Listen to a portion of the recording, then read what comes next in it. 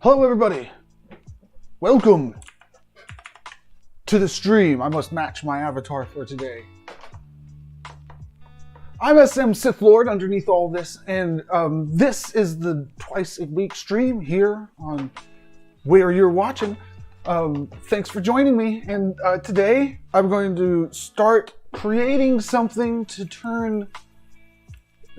bring some life into my movie theater thing here. So a few streams ago,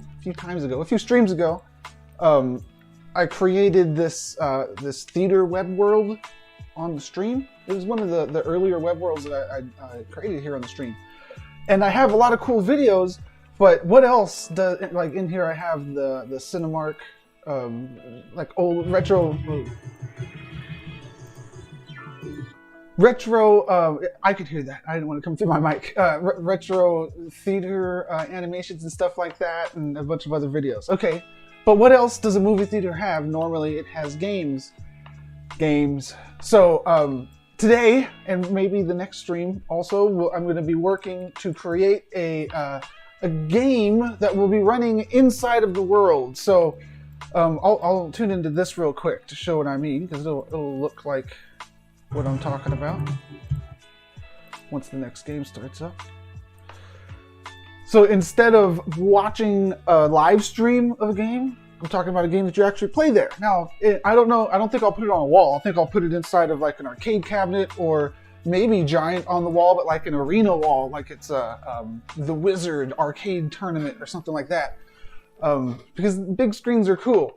But the super technical thing is a game jam is happening right now. I don't know how super technical that is, but the game jam starts now and it ends maybe on the end of the next stream on Friday, because today's Monday. And I'm going to create a game to run on the in-game screen. I already know kind of what I'm going to put into this game, but I need to. It's not going to be a fighting game. I'm not going to go straight Mugen here.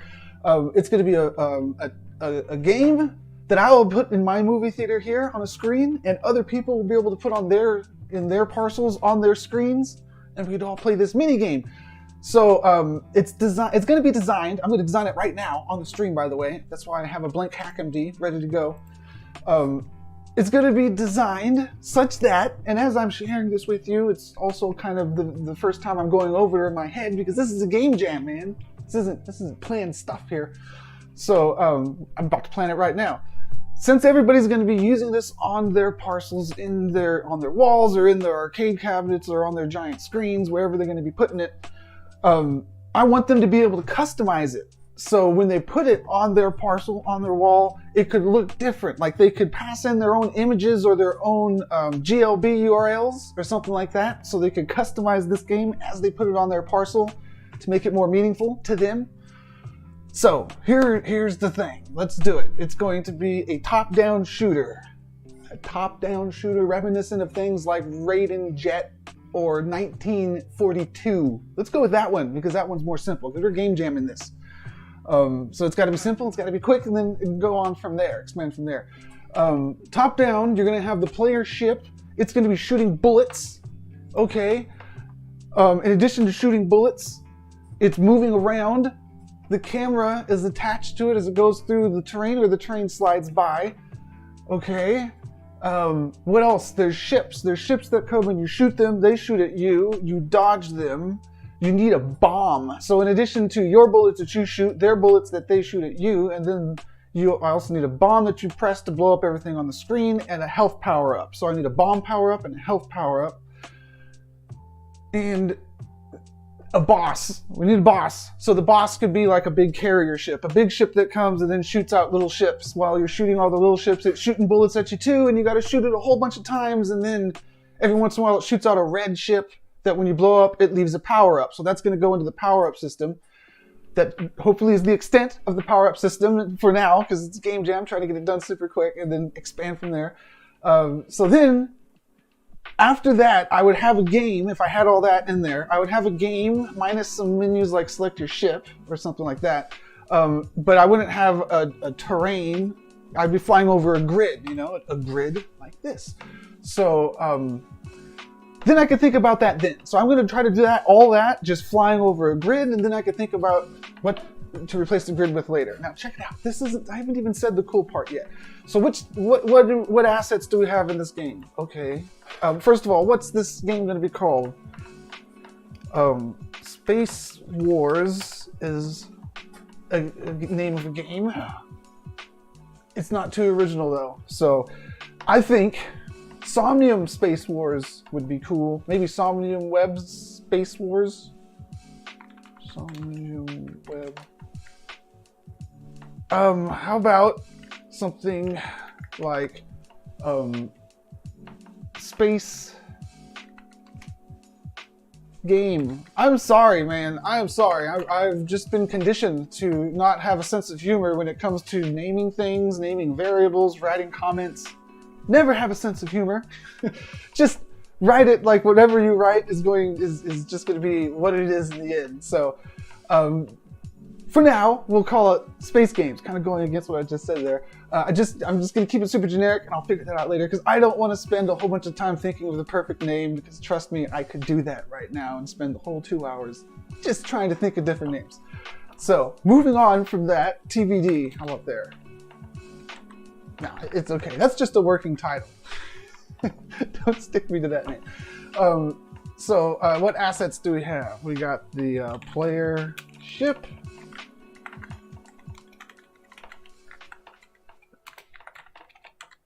Game objects. We have the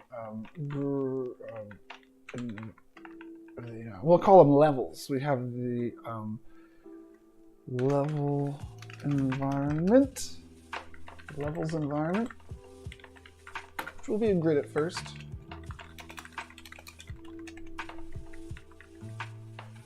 We have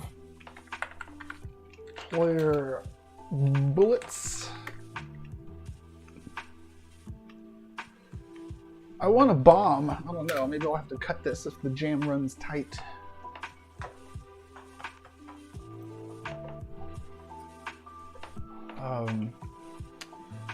Bomb.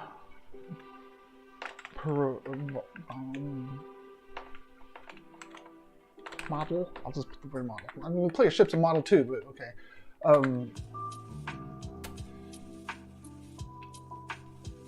Enemy, that, and then we have enemy ship. Okay, I'm making this a priority thing too. So first I want the ship, then I want the grid that I'm flying over, then I'll have a lot of the mechanics worked out. Then I want to make my ship shoot, and then bomb is not the next thing I'm going to go for. Next I need something to shoot, so I need an enemy ship,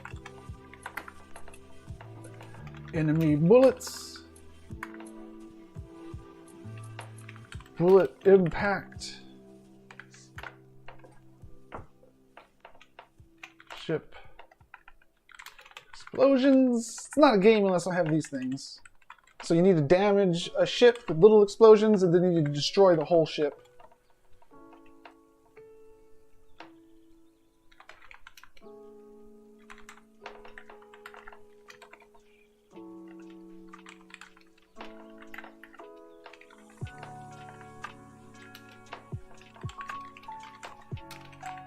Power up, give your enemy ship, which is like in Golden Axe, that little elf would run around and you hit it and you'd be like, ow, ow. I don't know, did that sound accurate? Something like that would be cool, or just a red ship. So just a power up, give her ship, then boss ship. He'll shoot a whole bunch of regular bullets out at first, and a whole bunch of ships. Boss shot. He also needs to shoot like a big old laser beam. Nah, that will be one of the expansions. Okay, so there's no bomb on here. Okay, so let's just keep this thing minimum.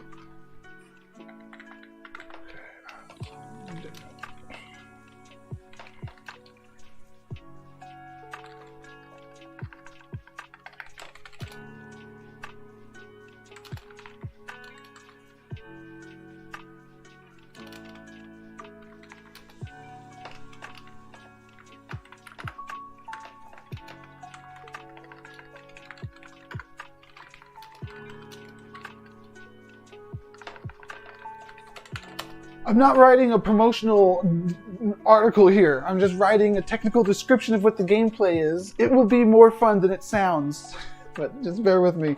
I don't want to make it. I don't want to make it sound good in text. I just want to like get the technical stuff in text, and it'll be fun to play instead of read. Shoot through sequences of enemies while progressing through a level. Environment.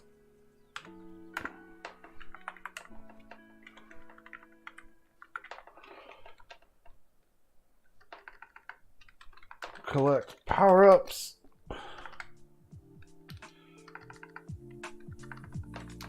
From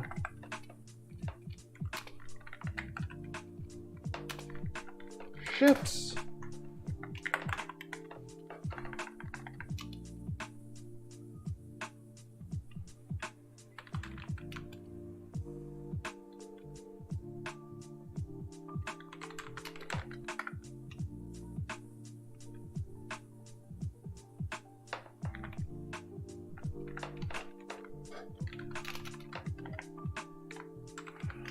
Okay, I'm not going to make bombs at first, but yeah, you'll also be able to get bombs from there, and eventually bullets and stuff. If this game keeps going, maybe it'd be cooler to have a bunch of different games.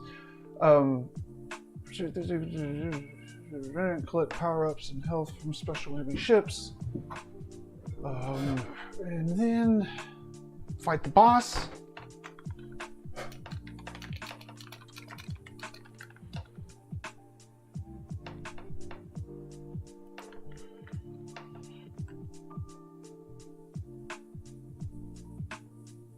Okay, it's a top-down space shooter game. You shoot through a sequence of enemies while progressing through a level's environment, collect power-ups and health and bombs from special enemy ships, fight the boss at the end of each level. Okay, it doesn't sound like that interesting of a game, but I'm not done yet here. I'm not done with the little notes. Okay, so to do these things that I laid out here, I'll need the ship, the environment, the bullets, the enemy ship, the enemy bullets, which maybe will be the same bullets, actually. That'd be boring, but they'll just be a little bit... I'll just color them differently. And maybe for this, I'll just color the ship differently, okay? Bullet impacts, they could be the same for both types of bullets. Ship explosions, for when something blows up, it could be the same for both ships. The bullets would probably be really similar too, but maybe just different colors, like I said. Enemy power-up giver, enemy ship, that will probably just be a different color. And then the boss ship. Okay, we're looking good. Now, what makes anybody want to play this game? Other than it would be really cool to play an actual game on the wall instead of just watching videos of games. Especially just like if it was not just on the wall, but the whole scene was built around like this cool game that's gonna exist in a moment, in a while, not in a moment. Then what would make it interesting? How about UGC? So I don't have. Let's go through. Okay, two things. I already mentioned this actually. So when somebody uses this on their own parcel, I want them to be able to customize it by passing in images and models. Let me type that into here.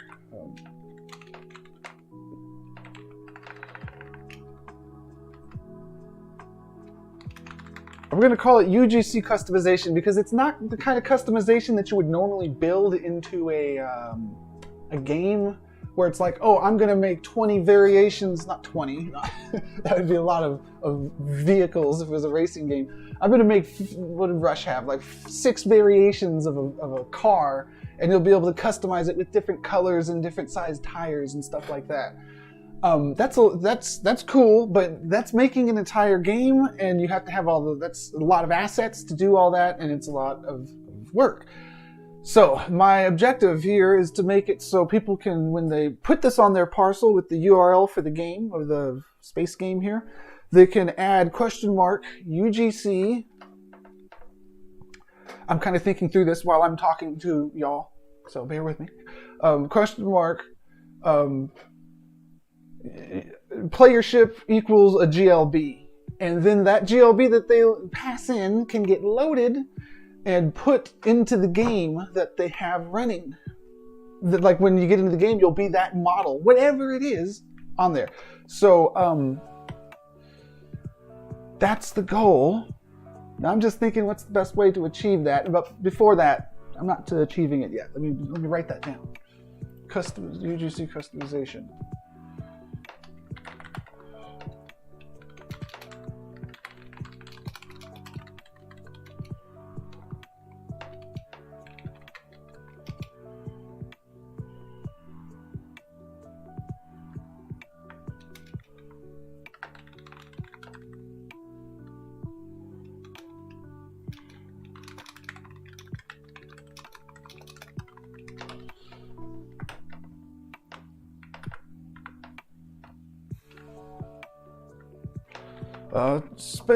Top-down spaceship shooter. It is designed to be embedded onto parcel worlds, onto parent worlds, and run on virtual screens like a minigame.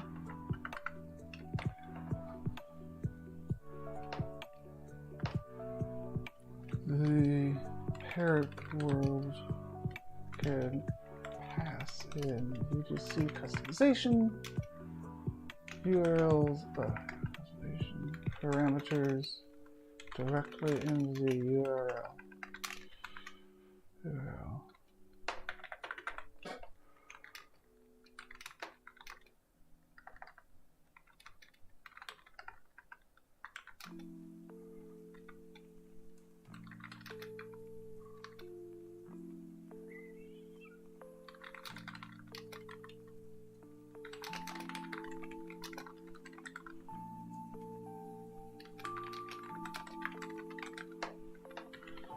Okay, it is designed to be embedded into parent worlds and ran on virtual screens like a minigame. The game is kept generic, very simple modding and customization on the fly via URL parameters.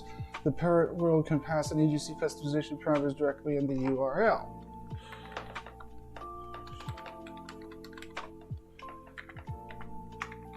Okay, so this is looking good. Then down here, I could say, well, we could do.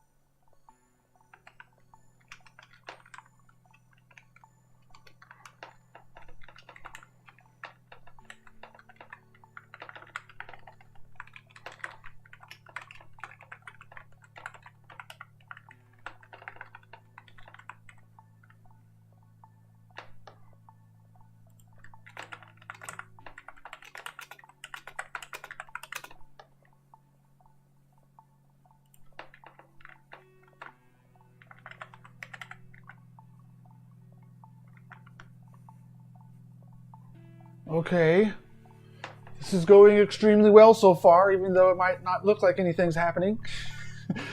Look, I'm thinking it through, and this is important that I think it through because it's absolutely gonna effing work if I can get through this stage. I might need more coffee, but after it's thought through, then it can only work. And you got to think and plan super simple, and things get clustered. They get clustered all by themselves. Okay, I'm talking about the parent world. UGC customization parameter URL. P1 ship, E ship, B ship. Okay, and then what else? Well, yeah, there is other stuff. There is other cool things that. Okay, so this is how I'm thinking. Let's say that I had a parcel. I love dolphins. bear with me, follow me down this journey. Let's say that I really loved dolphins, and I had a parcel that was just all about dolphins. I had animated dolphins going through fancy looking materials for waters and wave animations, and I have the screen floating in here like it's Wave Race 64, right? And we got dolphins going over there with this big old giant screen there. And I want the screen to be interactive. I want you to be able to go to the screen and play a game. Okay, Space Wars. And I just thought of it, going through this scenario made me think of something that I'll write down in a second, but I digress. Okay, I'm in this awesome water world, right? Let's load up the space game here, and I want the power-up to be dolphins. And I want the bad guy, the boss ship, to be a whaler. Or a dolphiner. Whalers are bad too, right? To a dolphin. So I want to be able to customize this game so when you play it in my dolphin world, it makes sense. Also, because it's going to be like the way that I customize it, that makes me a creator. It's like, if you want to play the good dolphin game, the original one, well, you know, the original one, the first dolphin game, if you want to play a dolphin game, because who knows if somebody else did it, but if you want to play a dolphin game, you would come to my parcel in my dolphin world to play the dolphin game, because that's where this game has dolphins for the power-ups. Now, replace the word dolphins with absolutely anything. It could be anything. I don't need to give another example, but replace it with your favorite thing, or whatever your parcel's about, or whatever your world's about. And then it's like, hey, you can customize the thing however you want. I should have used stuff like SithLord stuff or something like that, but yeah, dolphins, man. That's something. So, what kind of stuff might you want to pass in? Let's think of this like branded stuff. Not branded as dolphins. It could be branded as dolphins, but it could be branded for whatever is happening on your parcel there, right? So you're going to have somedomain.io/myship.glb, yeah. You can customize the ship, okay. You can customize the enemy ship. You can customize the boss ship, and you can customize... If you want to customize what you're shooting, maybe, but let's keep it simple at first. You can customize the P ship, power-up ship.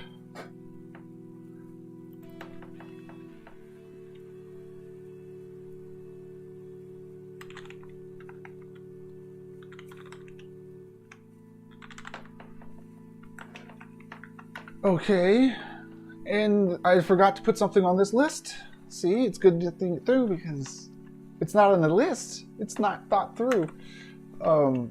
Health power up, and guess what? You can customize the health power up.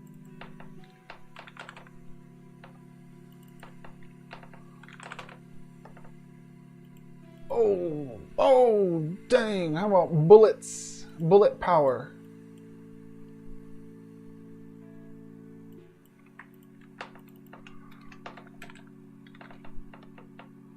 I won't add that yet, but that's another thing I could add, and it's really simple because you get the power up to make you shoot faster. When you're shooting faster, you could send more enemies at them. So definitely that's where this would have to go, but again, it's plain simple, and then I'll add those things on afterwards. Okay, health, bullet. So I don't think I need to pass anything else in the parameters. Maybe one day I'll be like, okay, you can pass in bullets or something like that. Let's start with these, and specifically these two. Okay, now let's get into some more of this stuff. We define what it is. Now, let's make this make sense. Let's make this make sense. So let's have the sequence here. This is the journey? No, this is the...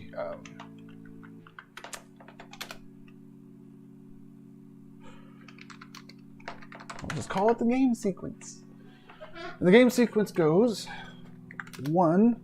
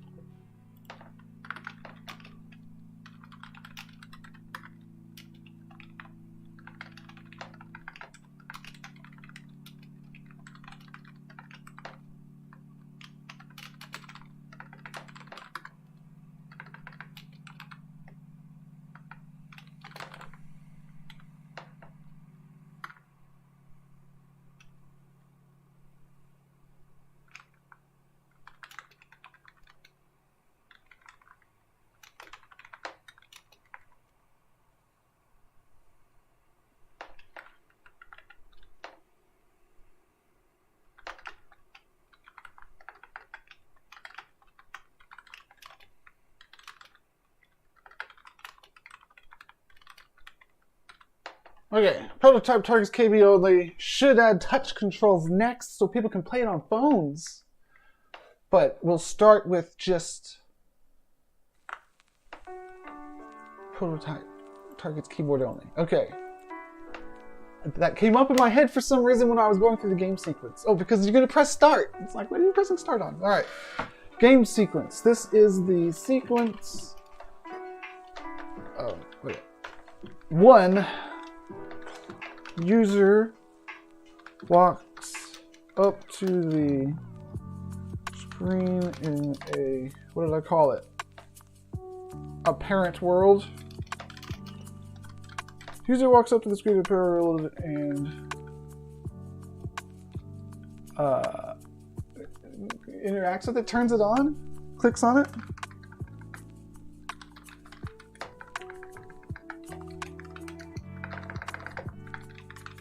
The user walks up to the screen in the apparent world and interacts with it.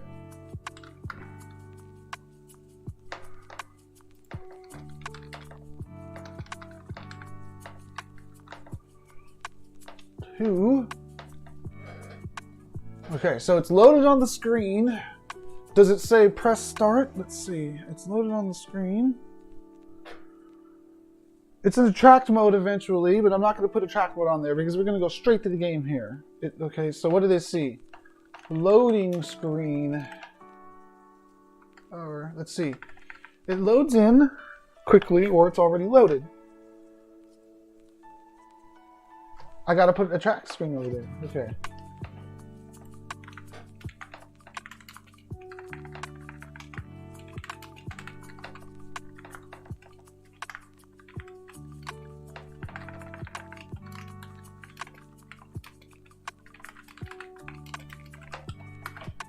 That's important. We want to press start. Okay.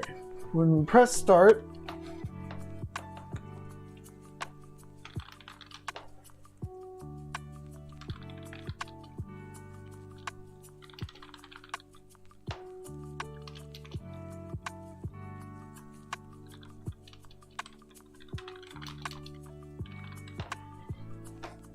press start on the track screen. The welcome message from the game is displayed. So like, this game is brought to you by enjoy.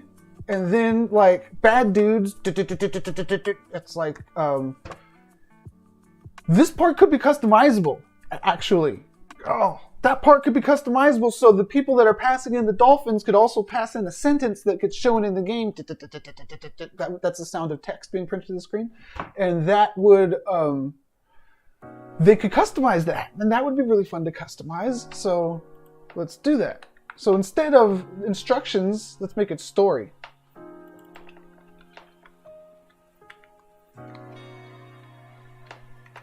So the game's welcome message is displayed. Then the story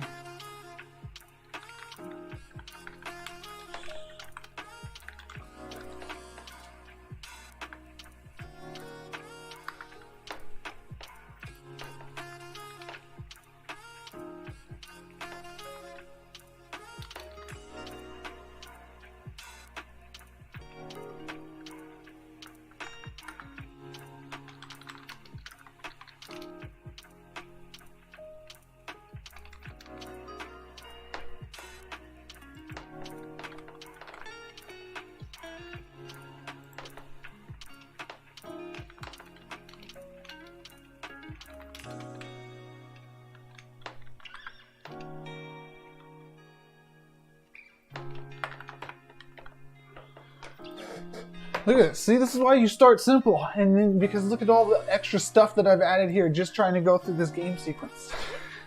Okay, so imagine if I had bombs and bomb power-ups and all that other cool stuff that I was mentioning. Now, we'll work our way up to that. User walks up to the game's virtual screen on a parent world and interacts with it. The press start attract screen is shown. Game's intro message displayed. Then the story text is shown. Is the Oh yeah, that idea earlier that I mentioned that I want to write down. I got to write that down next. Yeah, even more stuff. Player is then dropped into the level. And I do have to explain what I have in mind when I keep saying levels environment, because I'm about to go into it right now. So I'll probably make some more notes, because check it out. The levels, I already have it on here. The levels and environment is just a grid at first, but we won't be able to pass it in because it doesn't make any sense to have dolphins flying in space. Now that I say that out loud, maybe that's pretty damn cool. Okay, but if you wanted to have dolphins flying through the water, swimming through the water, you'd have to replace space with water. So if you could pass in, let's say, an animated GIF URL or something. No, an MP4. An MP4 URL. If you could pass in a little MP4 URL, a little one, hopefully, and then you could use that as the background for the level. Then you can have water. So then you can pass in water for the level. So it's just a GIF, right? That just looks like it's flowing down. And this is customization that you do like per arcade cabinet, let's say, if you're going to be in this mall, movie theater scenario. You could have like 3 arcade machines there, or big old screens on the wall, whichever. And like one looks like it's a dolphin game, and the other one looks like it's a spaceship game, and they totally are. It's the same game, they're just skinned differently. But when you go to the dolphin one and you play it, it's dolphins. You go to the spaceship one, it's spaceships, and it's just like 2 things in your one parcel here, in your one build. So using the same game. So let's do that. Yeah. Let's pass in the level environment.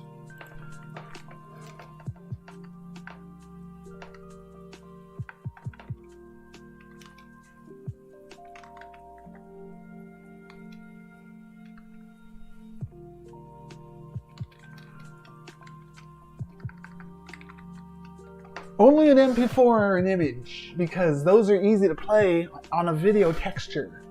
GIFs are not so hard, not so easy, but good news is you can actually grab an MP4 for any GIF off Giphy if you click the share button. It has an MP4 link, which I will do when I start showing how to use this thing by the end of Friday. Okay, so now we're going to be an MP4 and image, so we're defining some stuff there. We're going to be able to pass in something here, so this is going to be, oh wow, you can pass in a different one for each level. Okay, so ship.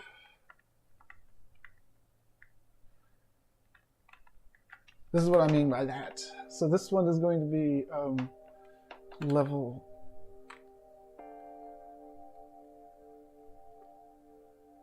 We'll just call it LVL. I'll show you why. Then over here it's going to be level 0. Level 1.glb. No, we'll call it level 0.gif. No. Oops. MP4. Now this could be level 2. Oops.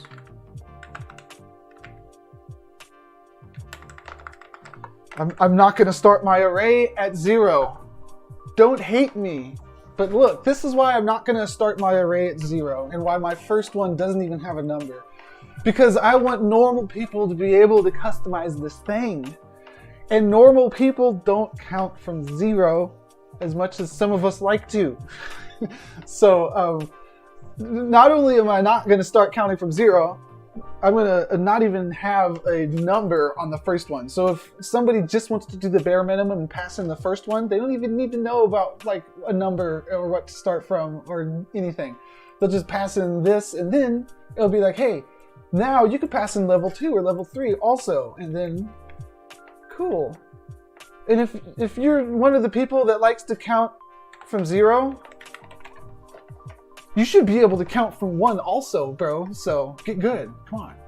Don't slack. Just use that brain power and count like a normal person sometimes. Level 1. This is killing me. I want to call that level 0. Level 2, level 3. I need to get good here, like I just said. And then maybe for the ships, we'll have ship 2 and ship 3. But I don't want to add those there because that's going to get confusing. I am gonna add. Okay, I'm only gonna add the level 1, the level example. But I know that if this works out, I would want probably to pass in a different boss ship and a different, maybe different enemy ships, so you can fight through a sequence in a single game, all through something you pass in through a URL. Pretty cool. Okay. Oh, hopefully it turns out pretty cool. So, player is then dropped into the level's environment. Everything is defined for that now. Okay. There's no UI. I'll have to think about the UI.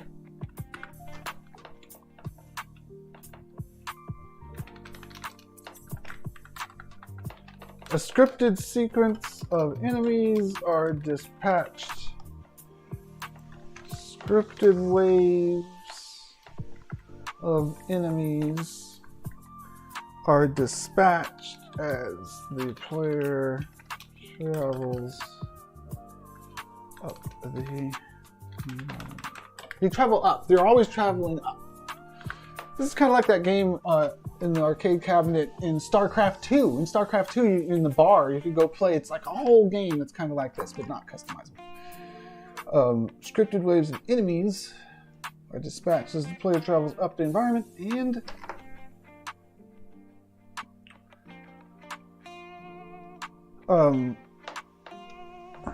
as one wave is defeated,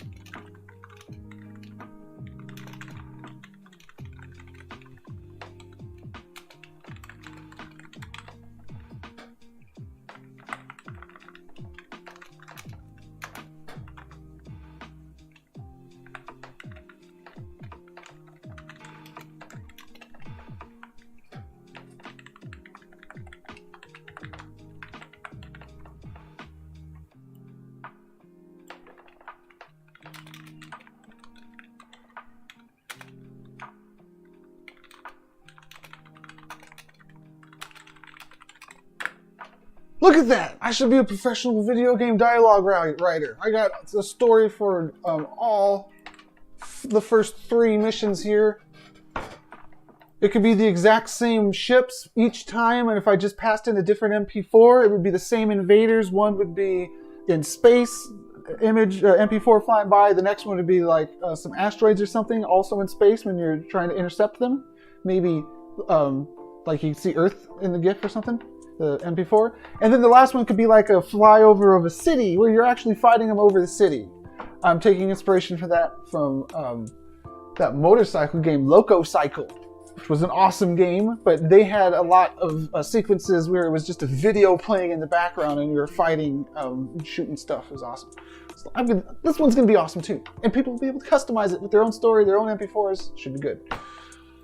Okay, story 2, story 3. I think that I'm almost done. Defeat the boss to... Okay, let's see here. When you reach the end... If you're only passing some stuff, how does it know what the end is? It doesn't. Okay, so what happens when you reach the end? And do people need to be able to define the end? No, it's going to loop over. When you reach the end, it's going to loop over. Okay, okay. It's looking good. It's going to be the same level sequence for each of these levels, so it could be, or maybe it'll be procedural one day, but I'm just going to script one sequence that will replay in front of a different image. Maybe it'll get progressively harder, like when you beat Super Mario. But I'm just thinking, is there a you beat the level thing? I think so, yeah.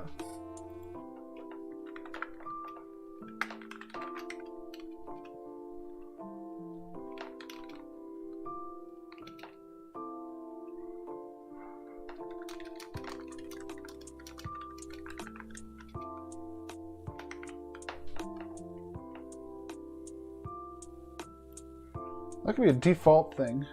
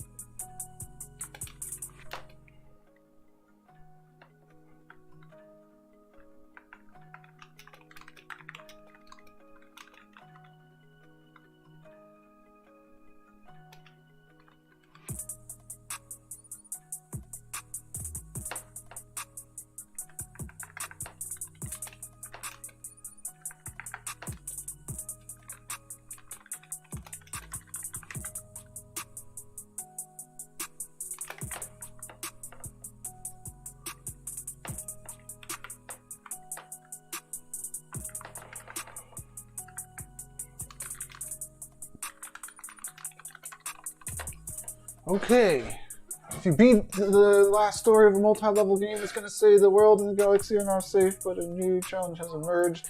I need to have default story text that I'll show each time. What is that going to be? The videos have arrived, survive the onslaught, defeat the boss, save the galaxy. That could be the default. Okay. That will be the default win, but you'll be able to pass in your own win.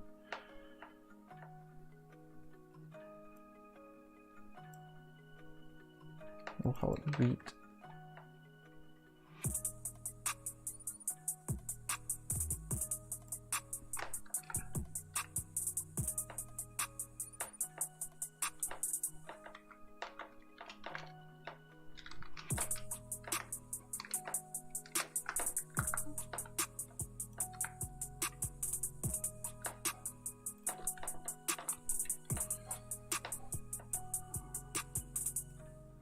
I think this is it. Please tell me this is it. Okay, and this just goes on forever.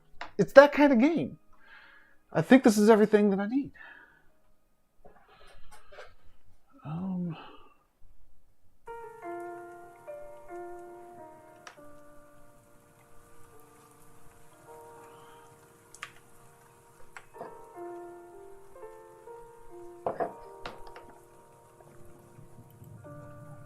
1, 2, 3, 4, 5, 6, 7, 8, 9.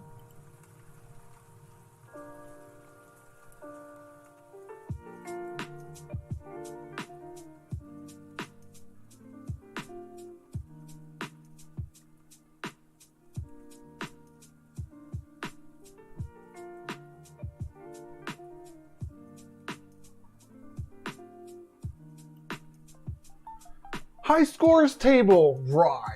Yeah, we'll work our way up to that one. It is actually very freaking easy and possible, but it's like, okay, yeah, maybe it's important too, but I'm not gonna put it on the list yet. This is Game Jam. I've already spent almost an hour here, 50 minutes on the planning phase. Let's start going at it. So what do we got?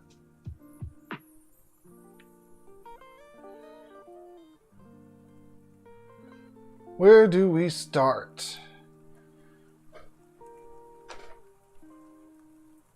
I know where. Okay, so we're going to run this thing inside of the world. I'm going to design it around, put it into this web world thing here. I have to make a test page, though, to make things simple to test and develop without having to put the thing on a parcel. So I'm going to make an HTML file to drop the iframe in eventually. But before all that, I got to start making a game. So we're going to start skeleting out an actual mini game. Making a mini game. I have to think of a name. I wanted to put that off. I called it Somnium or Space Game. It could be Somnium Space Game, or it could be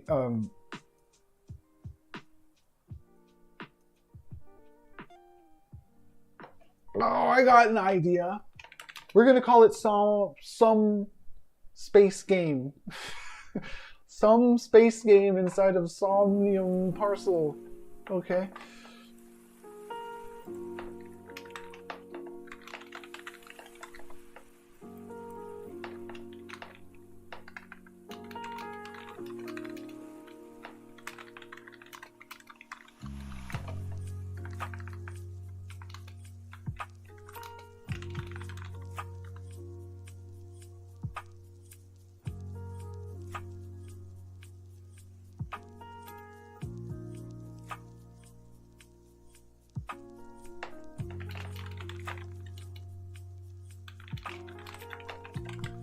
Okay, so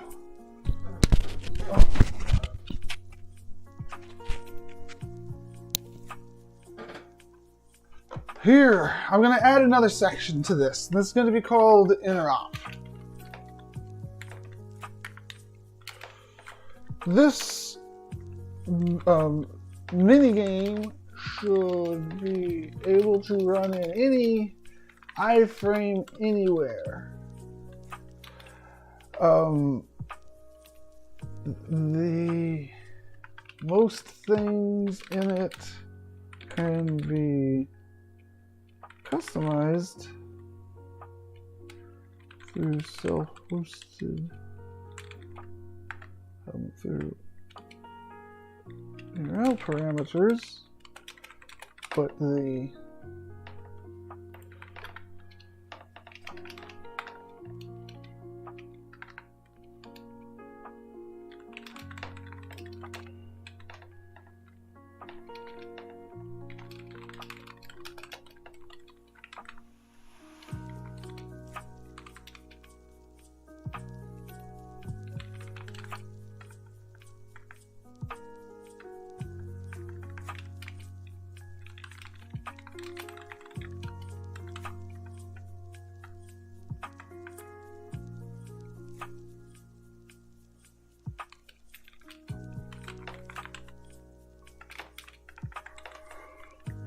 Okay, should not rely on point lock and have good, easy controls. Most things in it can be customized through URL parameters. I also want to add gamepad support to it one day. Most things in it can be customized through URL parameters, but the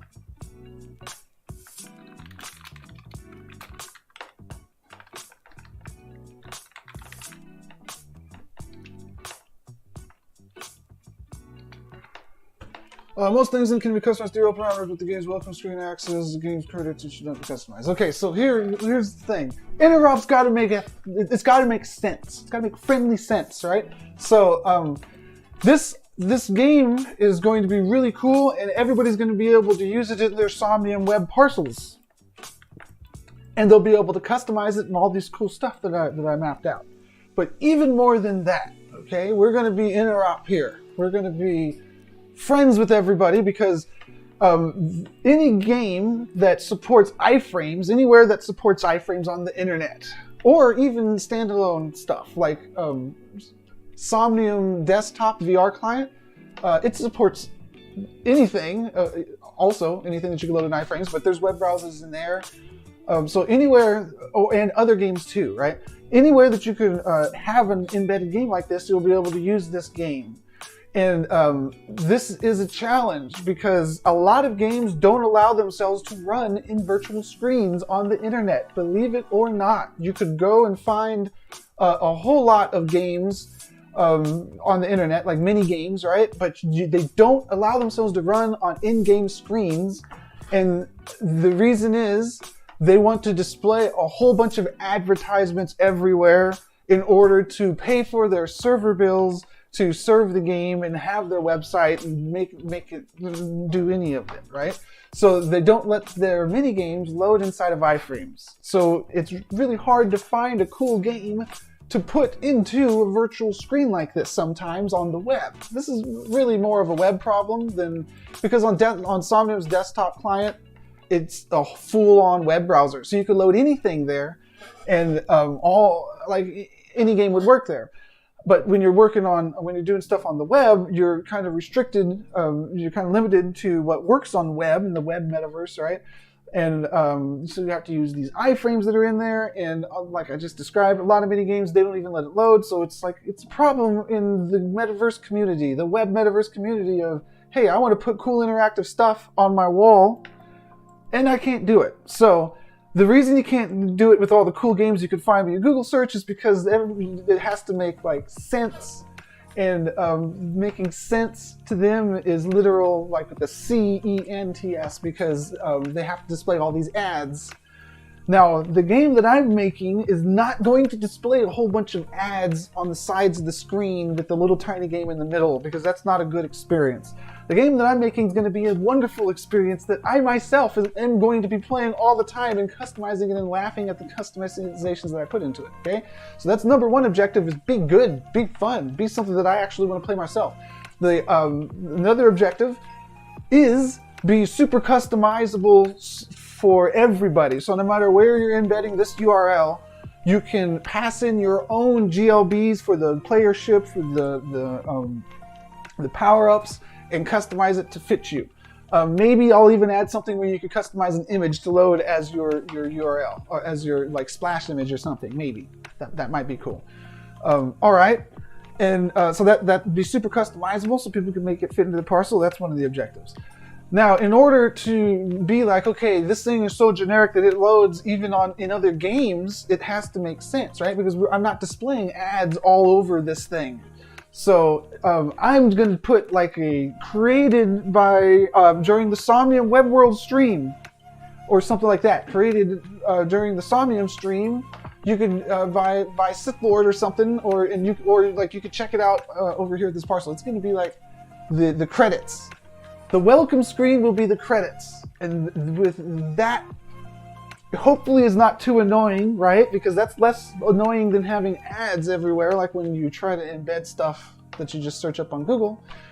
And it's like, it has to link back, right? That's like a link back. It's the credit screen in the beginning. It's not even a link back. It's just a credit screen, and it's just trying to keep the synergy flowing.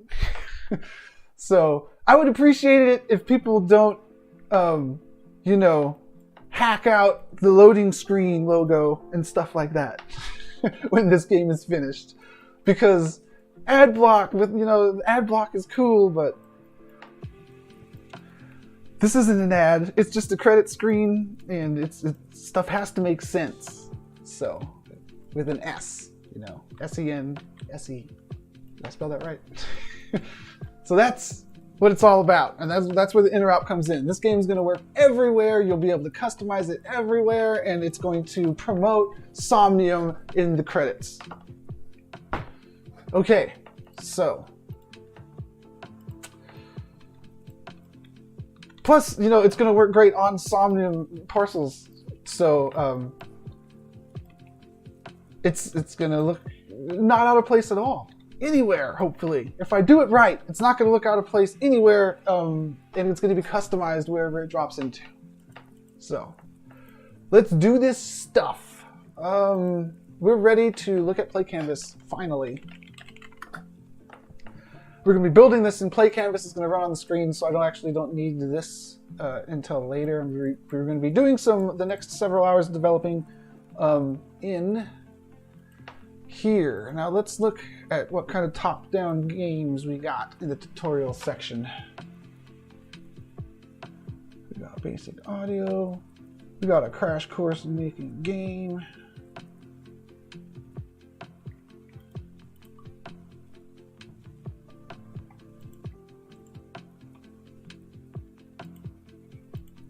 I think I'm going to start at input.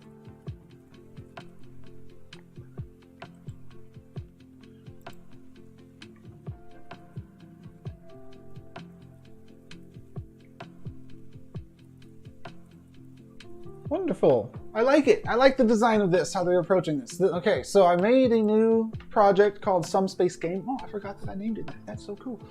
Then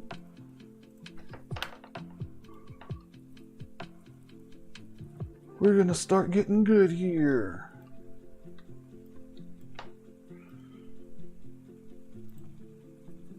We're going to make a new entity, which is going to become a template eventually, but this is going to be called... I'm going to be doing a lot of scripting and stuff here, by the way. So I'm making something that's going to be running inside of a web world, but I'm not making a web world. I'm making a game, a mini game, like a standalone mini game, like I've been describing, that is going to be at a URL that I then put that URL inside of the web world. As if I haven't stated that enough, I just did it again. Now it's time to do it. This is going to be the player.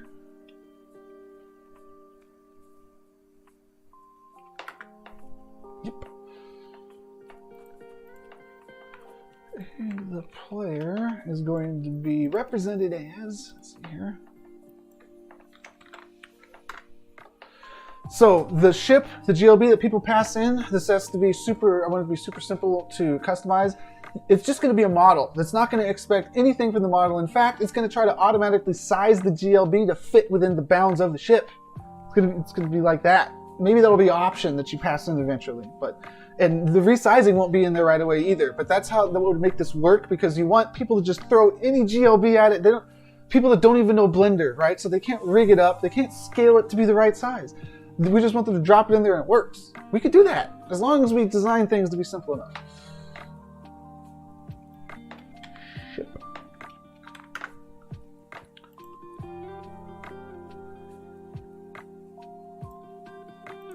And the ship will have a model that I'll be able to turn off and on, or turn into explosion when I need to. That's why I have this hierarchy of my ship here. Don't worry about these two guys. Just the player hierarchy is what I'm doing. And then in here I'm going to add a 3D model.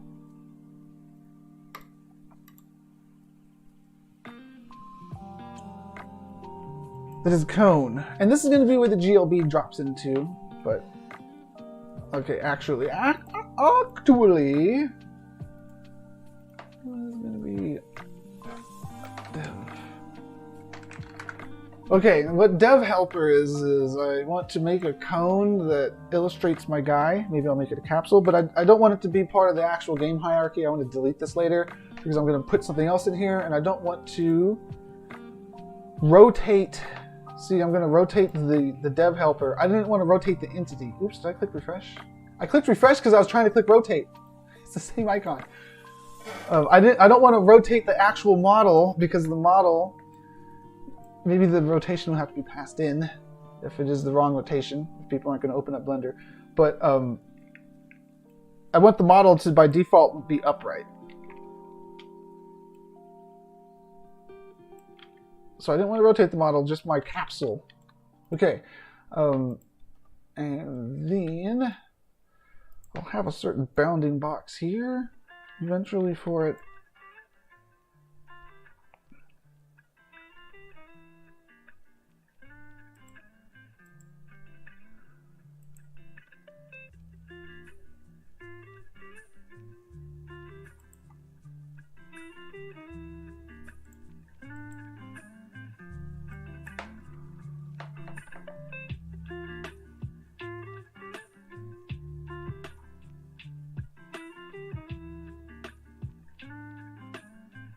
So, okay, there's this. I'm just trying to think of my hierarchy here of all these things that I have planned out of getting shot, falling down, exploding. I turn into a fireball. I have the UGC ship shoved into the hierarchy here somewhere. So I have the player. Underneath the player, I have the. Eventually, I'm gonna have to plan this out, even though I'm not gonna do this all right now or plan it in detail. I just gotta think it. So underneath the player, moving around, there's the UI of the Ridicule underneath him. He's always upright. He's moving around. There is a ship of him, okay, and then that ship has attachment points and all that, but the ship has a model, and this model can get turned into a fireball sometimes. So this model underneath it has something for the actual ship. So we'll just call this UGC. And the UGC will be dynamically created, but this is going to be placeholder UGC. So I don't need dev helper. Actually, I should do that. Okay, so there's the model. The model gets turned off and on, and then there's just a bunch of stuff crammed into it under that hierarchy here. Is that right? I don't think that I need UGC. I think just model would be fine. Why wouldn't just model be fine? Because I'm going to turn off the model and turn it into a fireball. That's fine. Okay, so there we go. Okay, there, look, I just have to think through it, and then, yeah, okay, we're back to player ship model. That makes sense. And what happened to my model? Dev helper. I do need the dev helper now. But I gotta remember to disable it. Okay, we're good. So, there's my ship, which is probably facing the wrong direction. I've lost my orientation.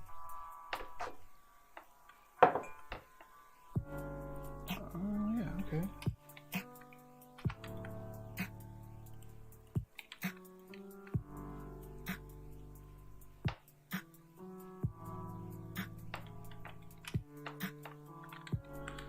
We're going to be top-down perspective, but we're not going to be orthographic projection. We're going to be perspective, top-down perspective.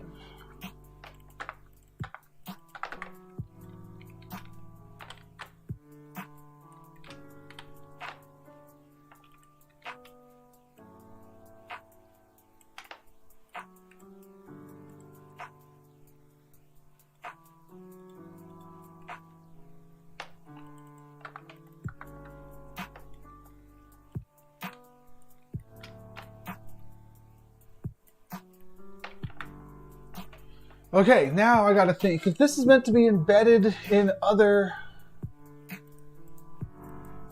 3D parent worlds, we probably want the camera not to be too far zoomed out.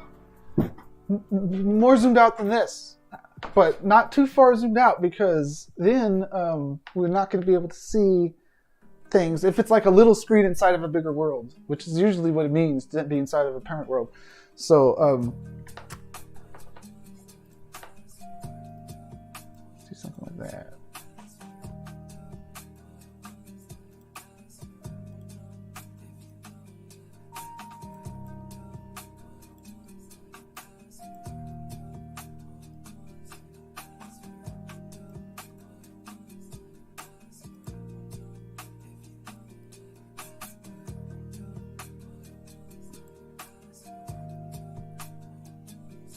So wide. Don't even want it to be that wide. Oh, no, maybe I'll end up letterboxing it. Because these games are vertical strollers usually, they're better not so wide. Okay, so imagine maybe that the sides are unplayable area. Hey, that works. Okay, next, let's get a really cool MP4 flying through there and replace our ship with a cooler ship, maybe? Yeah, because it needs to start looking cool, man. What I'm doing doesn't look very cool yet. Let's start making it look cool.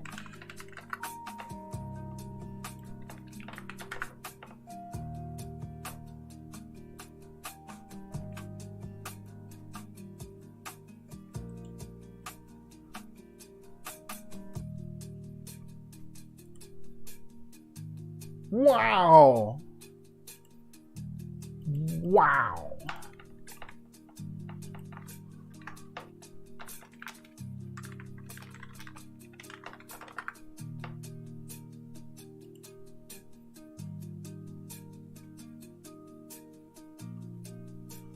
Let's do it. All right, so over here in my project, let's create a loading screen. No. Okay, so we're going to inject some HTML here.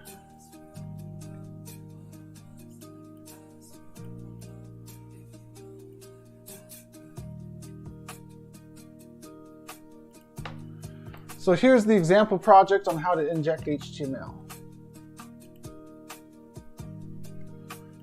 And I'm just going to copy some stuff from it over into mine.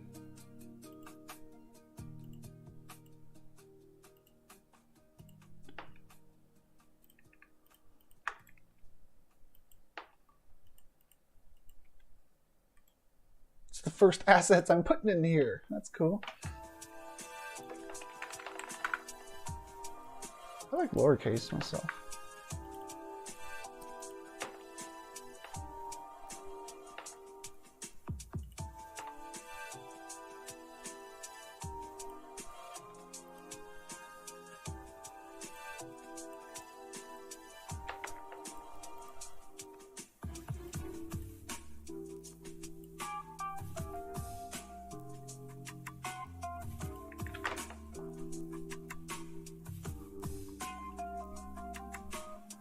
Okay, so now I got some HTML and stuff injected. I'm going to do that to get my video in there, and then I'm going to set up the background, and it's going to be pretty awesome once I get this.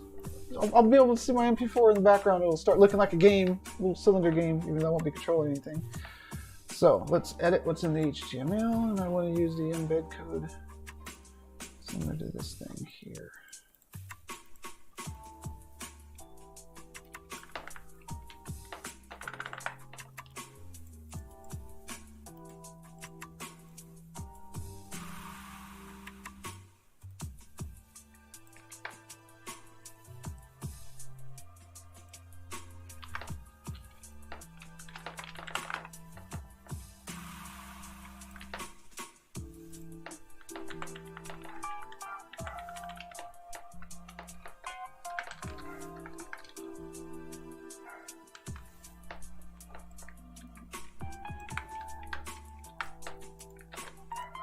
Mutated, cool. So I wanted CSS.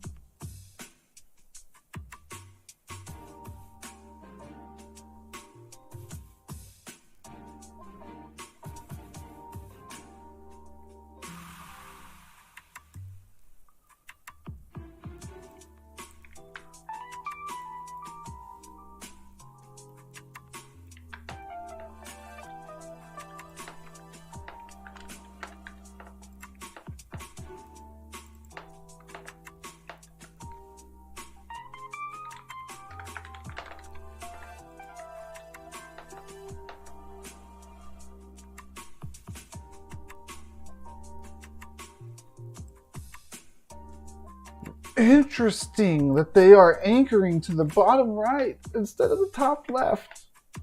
I need to try me some of that because wow, that could solve all of my problems in the world.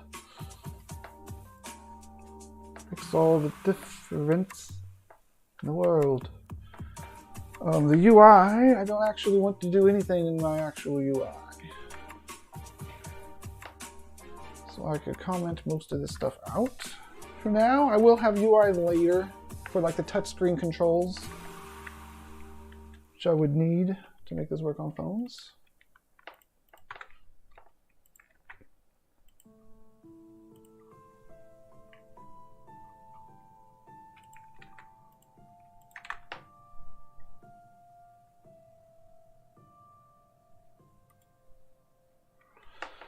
Yeah, like in the bottom right, it could say like brought to you by Somnium Space developer stream or whatever. And then everything's game. That would be cool.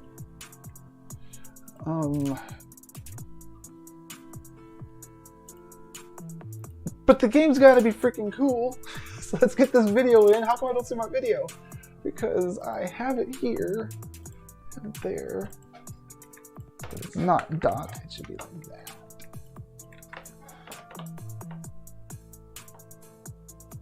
Okay, it might be that I don't see my video because it's behind the thing.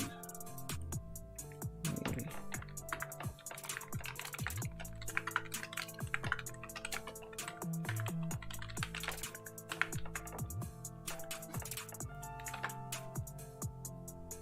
Oh. No, it's because I didn't add this anywhere. No, I added it. Oh, wait. I just disabled injecting it. Sir. Hang on. Oh, snap. Yeah. And inject the HTML and the CSS. Yes.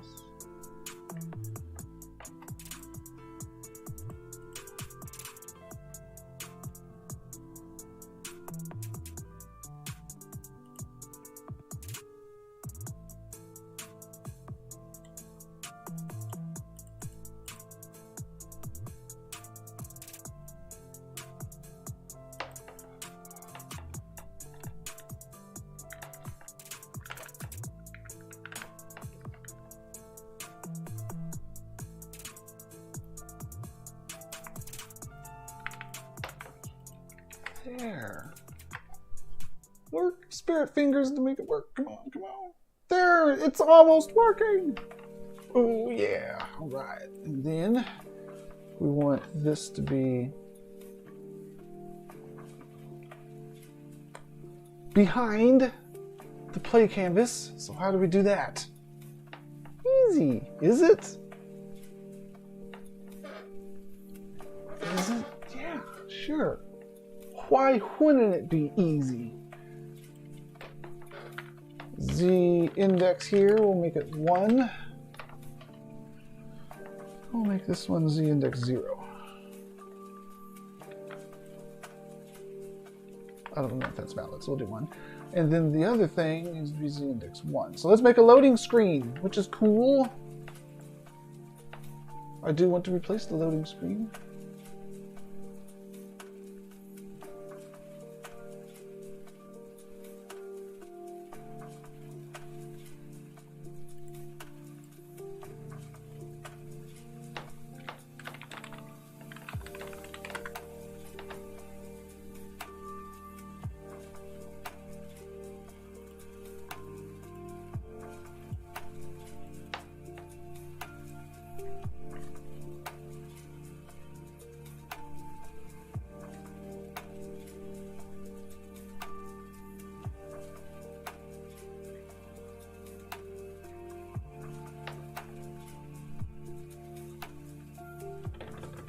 Application. Not the splash.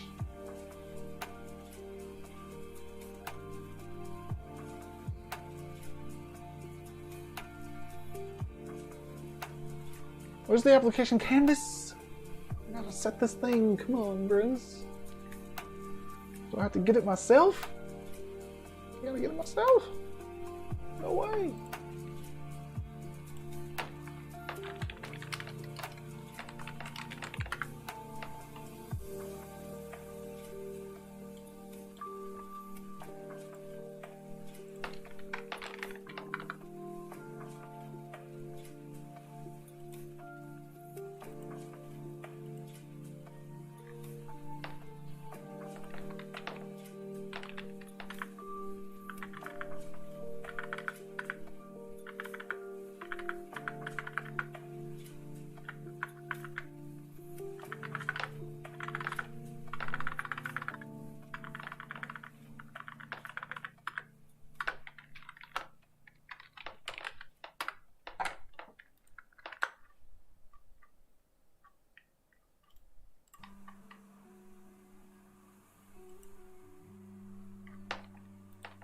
Okay, let's just get it. Let's figure it out.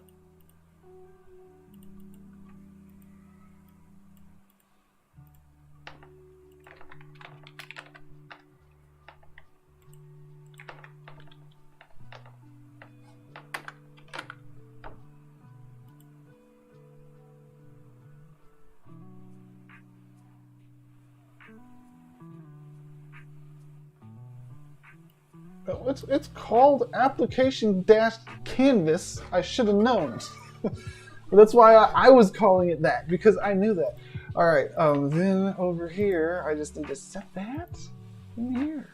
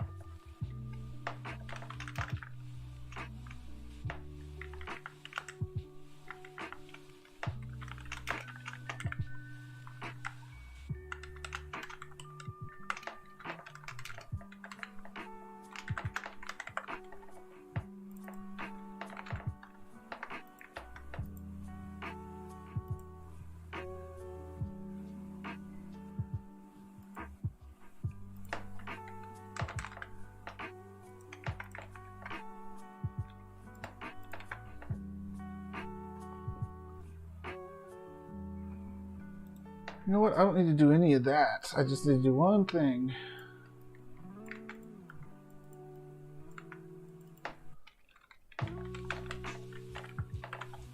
That's it. That's all I should need to do to see the game. And I won't see the stars at all if this works out. Okay. Now, to make the other thing happen, I need to give my canvas in the project here, rendering transparent canvas for 1. I think that's it, actually. Let's see how that works. Okay.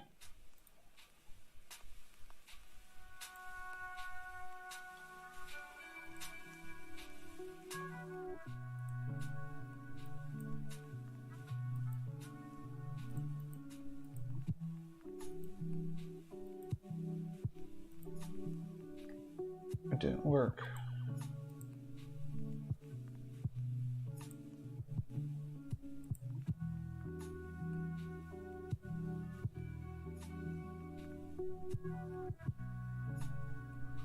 It's a Unix system. I know this. I know this.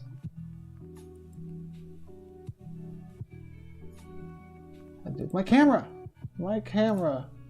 Aha. It's a Unix system. I told you. There we go. It's gonna get cooler. But there's that.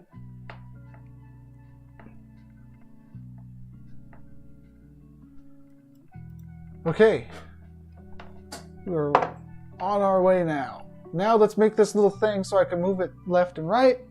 Can I move forward and back? Yeah, I can move forward and back to get power-ups and stuff. So let's start defining all that.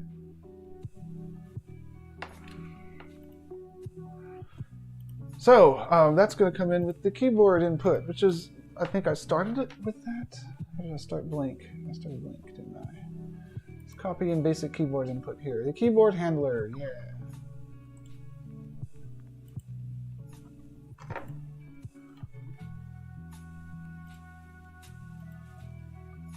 Here's the test tutorial project that the Play Canvas has on the site. The max size for uploading custom models. Okay, so for web, it's not really about the max size that the engine supports, because the engine supports like really, really, really complex models. The first thing you need to consider is the performance. So do you want mobile people to be able to come to your parcel and it run well?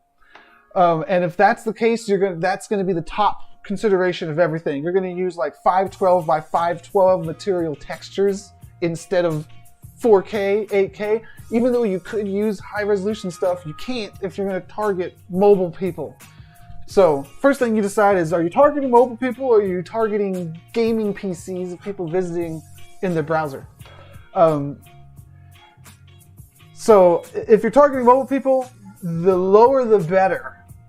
The lower resolution, the lower poly count, the fewer amount of lights. 0 is the best amount of real-time lighting.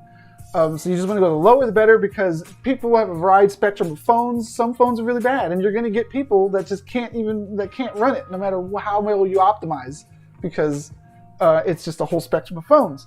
So with every higher detail thing you add, you're pushing out more mobile people on the lower end of the spectrum.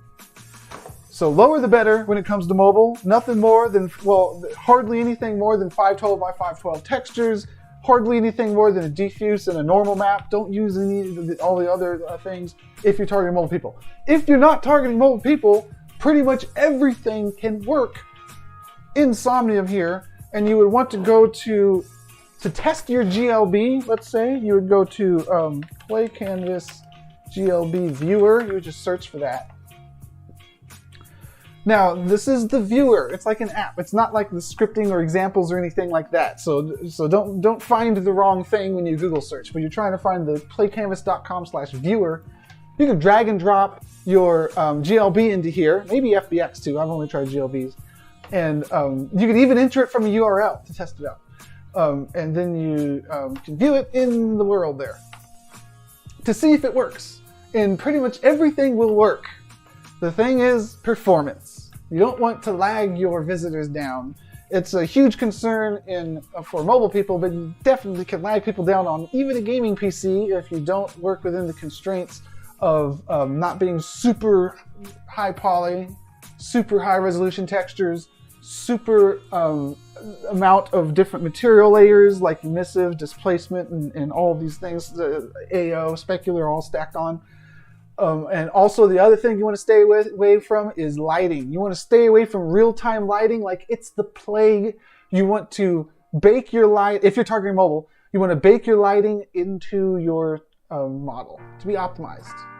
That's just across the board how to optimize anywhere, but you definitely need to think about optimizing for mobile if you want people on mobile to run well. Okay. Keyboard handler. Let's take it over here. I was thinking of doing today's whole stream about optimization techniques, but instead I went with this.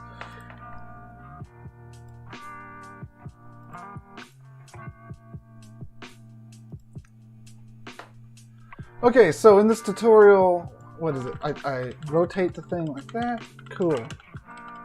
Awesome! That's almost what I want. So over here, I'm going to do something.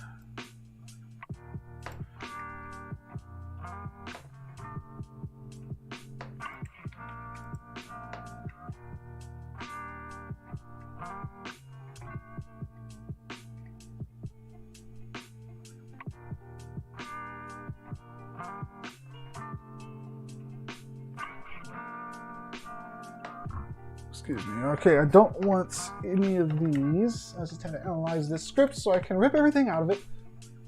And since I don't have any of these, that means I don't want any of this stuff.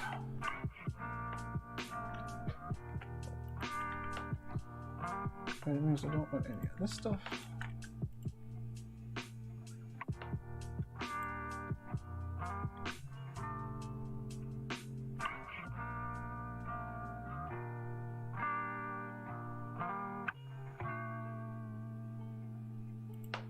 And I don't need anything in update yet. I will in a moment. So this should do absolutely nothing when I refresh. That's exactly what I wanted to do. Let's see here. Yeah. Okay.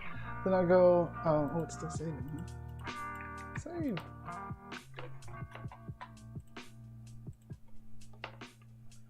Save! Why aren't you saving? Maybe it saved and it just didn't know it. Yeah. Alright, and I need to refresh over here to get rid of these attributes. Why are they still there? There they go. Now, when I refresh, nothing should happen. It should appear as if nothing has happened. Okay.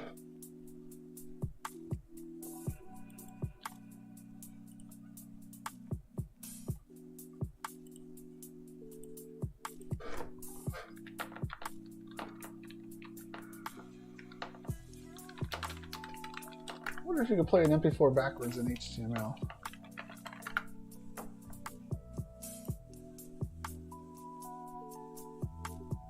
No. Okay. It was just a thought to make it ping pong the video. That doesn't make sense anyways. All right. Now working through the stock here.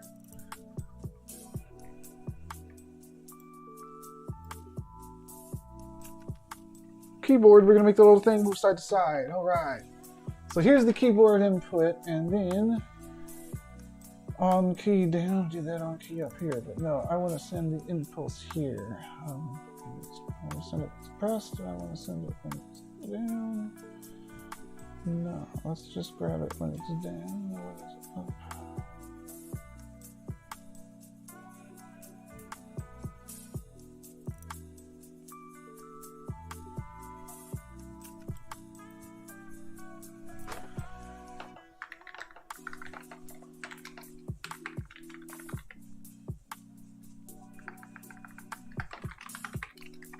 Okay, there's a whole player controller, or a whole input controller class that I would define if I was going deep with this, but I'm just hard coding prototype keyboard controls into here and not thinking too deeply about the proper way would be to use a virtual controller. I'm basically I'm hacking together a virtual controller right now just because I know that that's where it could go in the future. But for this part of it, it's going to be real hacky because the document I'm working on right now would get 86'd during that step, while the document that's going to receive the messages that this one's going to be putting out in a second for when the buttons are pressed, those changes I wouldn't want to change. So I'm modularizing this, so when I do this planned update, I throw away the hacky stuff, but I keep the good stuff. So let's write the hacky stuff so it's a good simulated environment of what's going to happen in the future, if there is a future for this project, for this game here.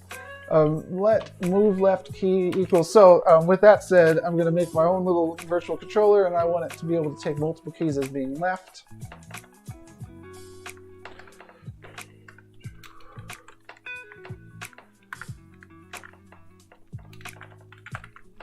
But before I know what keys are left, I need to do this to learn or look it up. I don't have ASCII codes memorized. I'm sure some people do.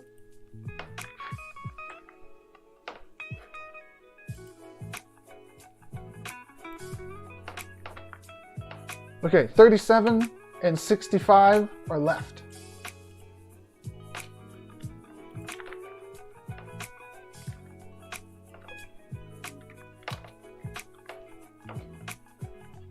What's right? 39 and 68 are right.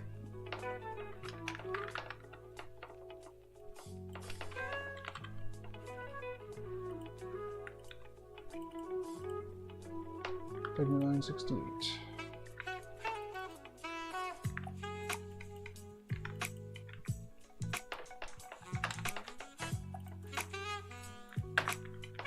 $38 and 87 are up. And finally, well, not finally, but next,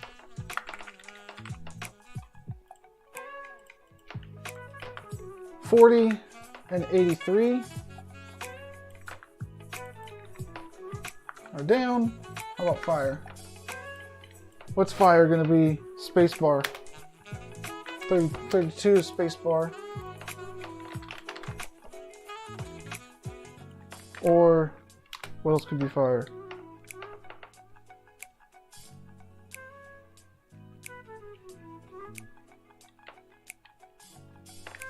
Enter? How about enter? 13. Okay. Spacebar is past the scroll window. All right.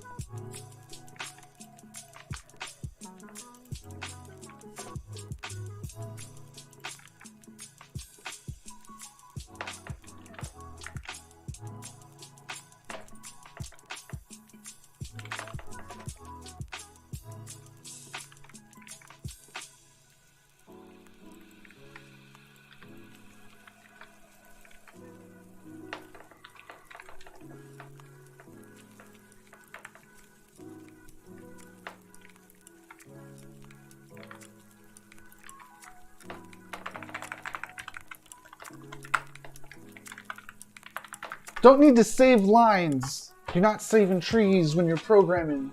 You need to be human readable. That's the most important thing. For now, until AI coders, until that's more important. For now, you need to be human readable. Okay, so this is going to go through an if that was a game key. Like, I don't even need braces, but I'm going to use braces. I'm going to indent. I'm always going to use braces because I'm trying to be human readable. If it was a game key, then you're going to prevent the do. Wonderful. Tricky now.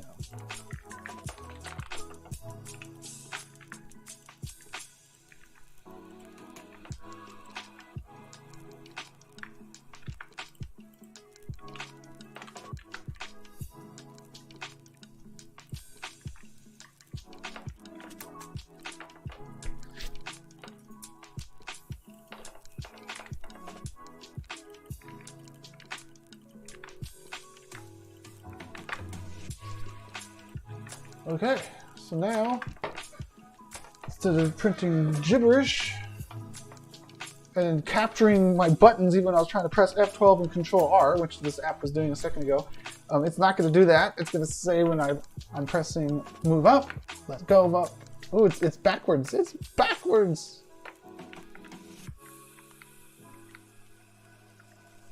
It's backwards for down and up.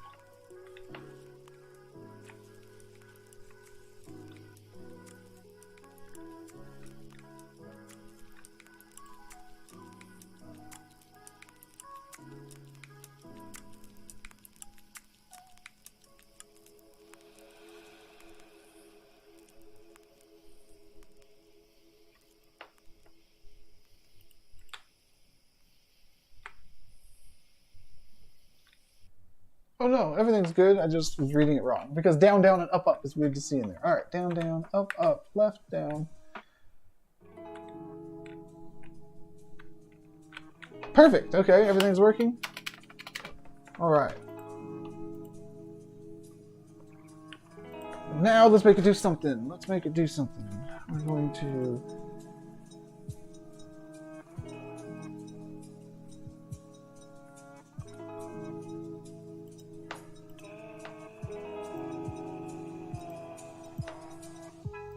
Might have to implement a controller here real quick, because it's going to make things simpler a lot sooner than later, actually. I mean, I could just do the little component thing that I was talking about, emulating the input thing. But if I look at a controller,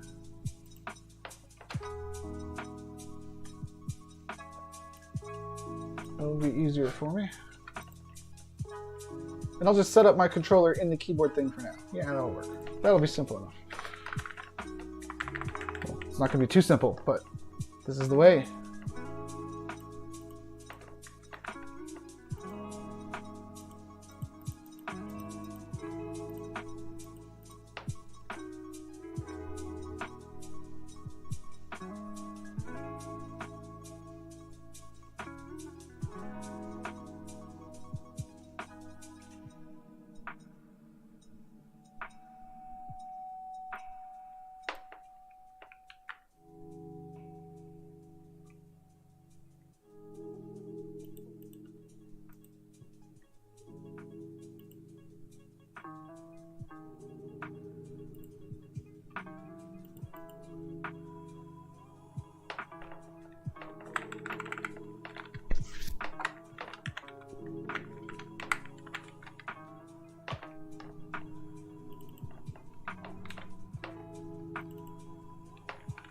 Hey, those are the same buttons that I picked for fire. Amazing.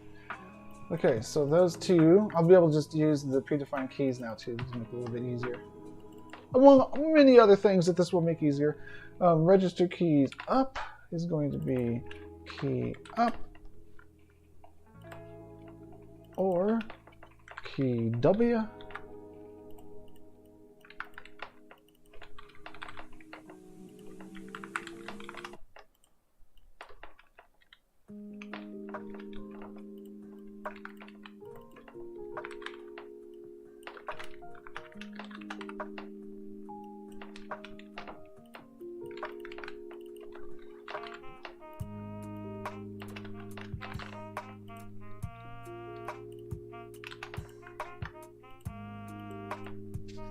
Up, down, left, right.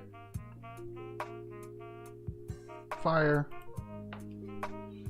I don't think I'll have a pause. I might have a pause.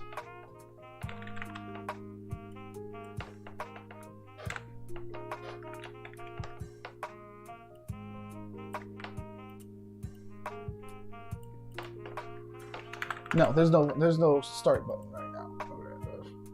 Alright. Fire. Okay, and now I want to say this.app.controller. See. Now when I listen for events on this thing, it's a little bit different.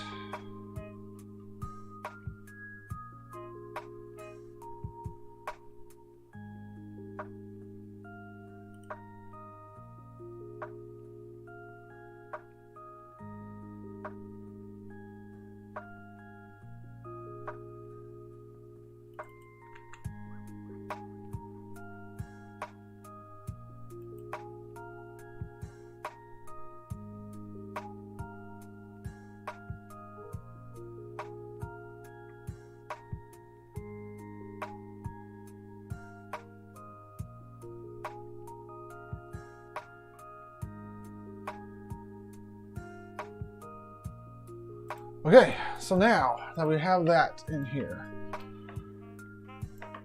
all right, remove this. Wait, this is what's first. Yeah, I remove a lot of this. I remove that. I remove all of this code that I wrote here.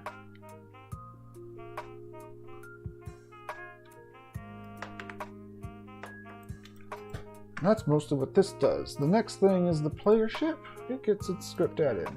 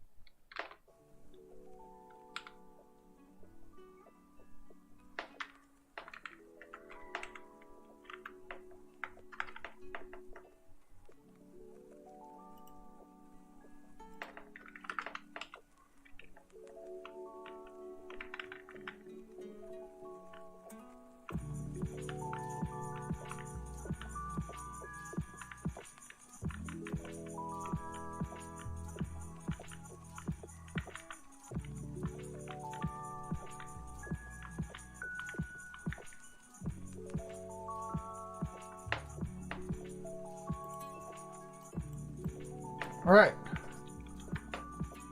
over here in the player, we'll say let C equals this.app.controller.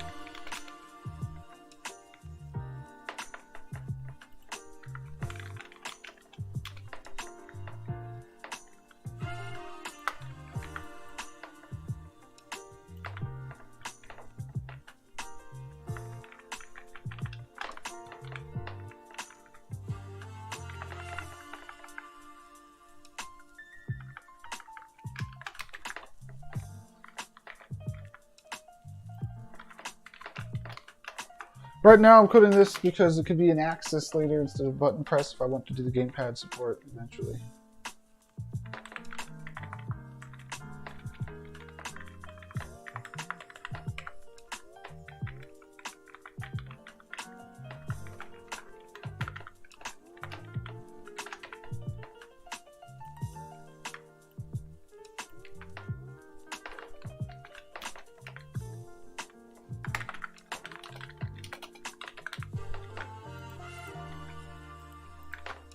Now I should be able to go left and right. But I can't. Why not? Oh, there's a few reasons perhaps. Let's see. Player controller, okay, here. Player.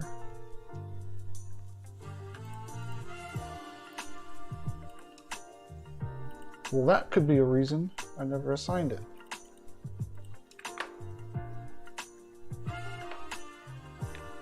Hey! Look at that! Oh man! Now we're cooking! Let's make it so we can move up and down too.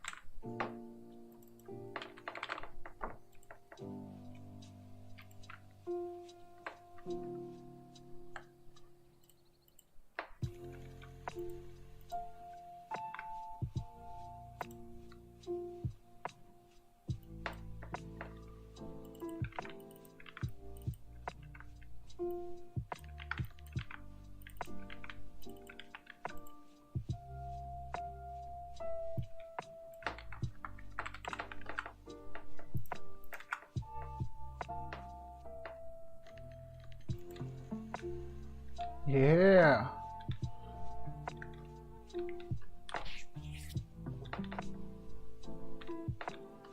Okay, now let's make it so we can shoot little guys out. We're gonna have to import physics for this next thing. How are we doing on time here? We're finally making progress in this game, but it took a lot of planning in the front. We only got like 10 minutes left on the stream. Maybe I'll go a little bit over as I get these bullets going.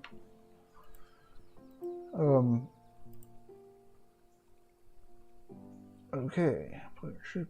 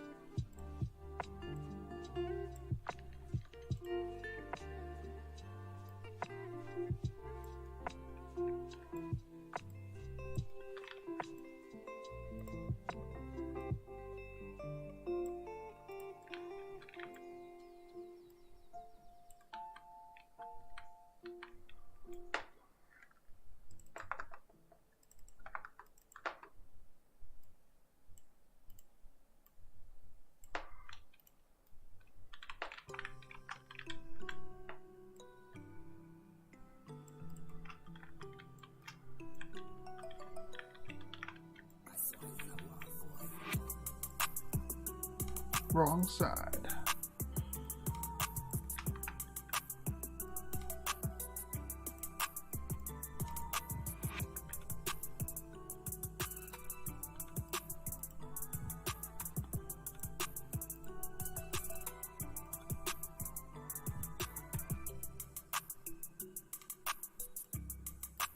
Okay, we're going to add something here. Player.attributes.add. We're going to add something that is called a bullet, and this is going to be a is it going to be entity? Yeah, type entity. There you go. Maybe it'll be a template. A template is an entity, I think. Maybe it isn't. Oh, but this will be a template. No, okay, this needs to be a template.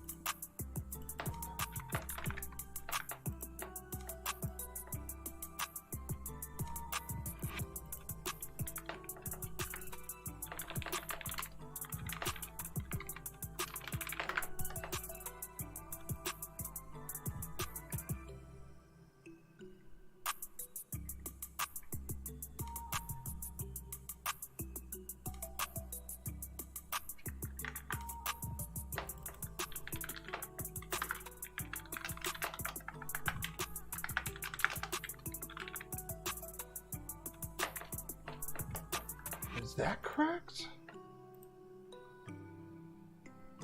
Hey, it was. Okay, now our bullets template. Let's make that. Making templates 101. Here's our bullet. Move this guy out of the way for now. And our bullet, it might have something like a trail or something eventually, but right now it's not. But it is going to have a model attached, because this could be UGC real time or something, real time soon. Sometime real soon. There we go. So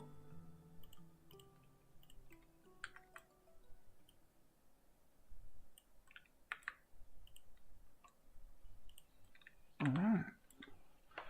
Now we're going to make a new folder.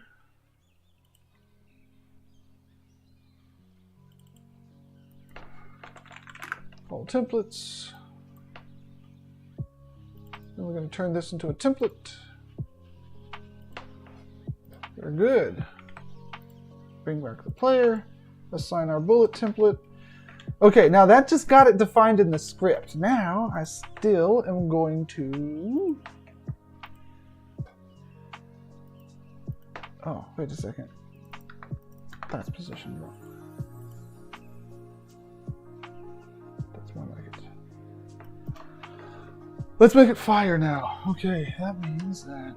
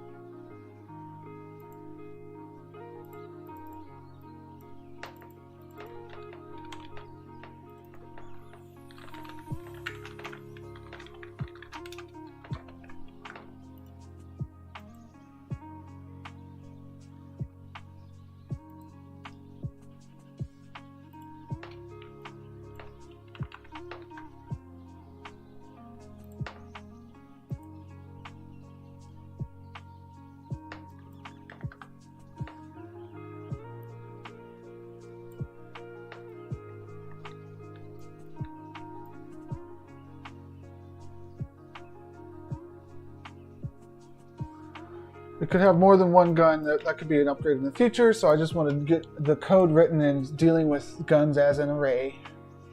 At least as an array. So it could be variable. Because it might get nuts. It might get nuts. Okay, so now I got guns here. Alright, alright.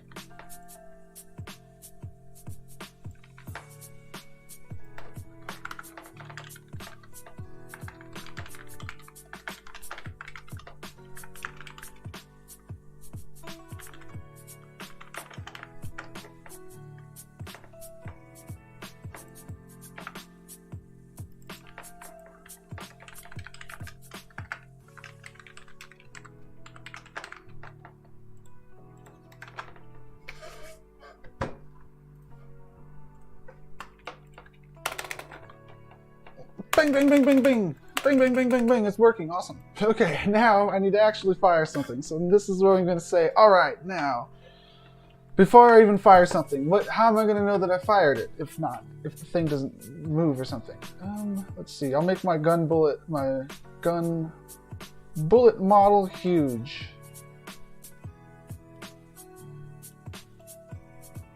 Dead helper.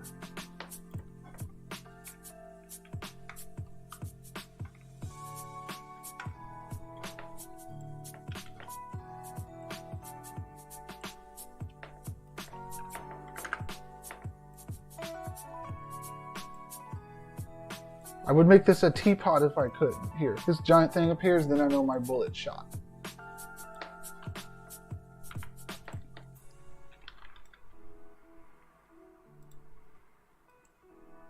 Okay. I'm going to say, I'm going to instantiate this template.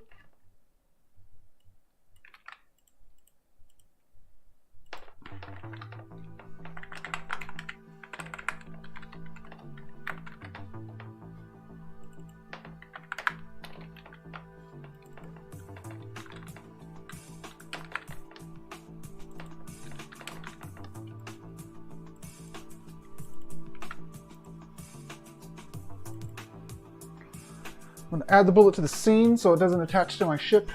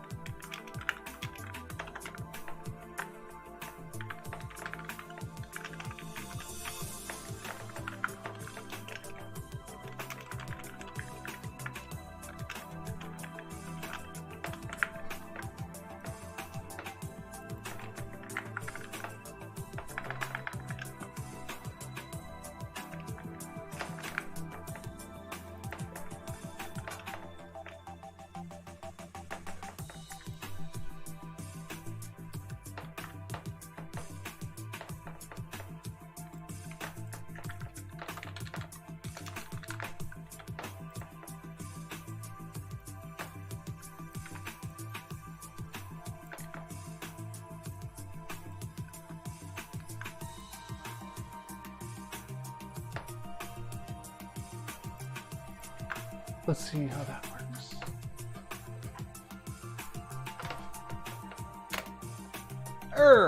Resource 46. Bullet dot resource. Bullet.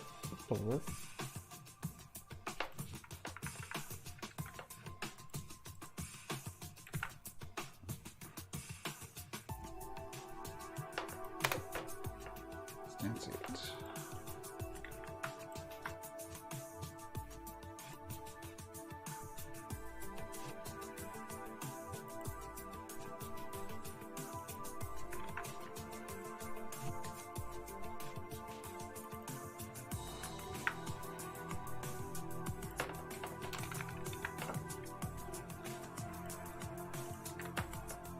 That's why?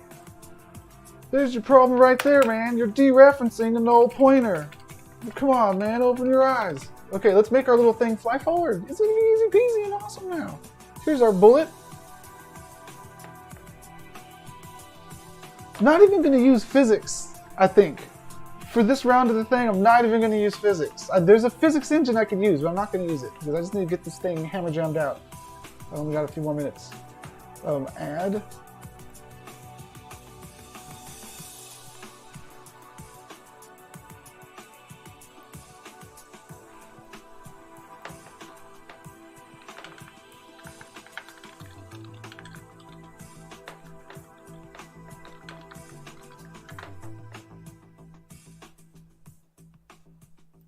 Number one with a bullet.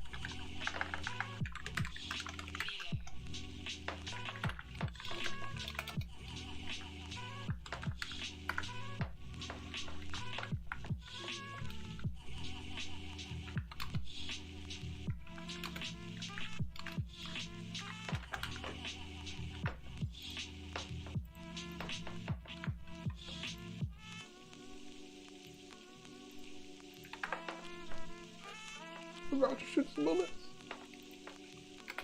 Oh, they went the wrong way. Our bullets went the wrong way.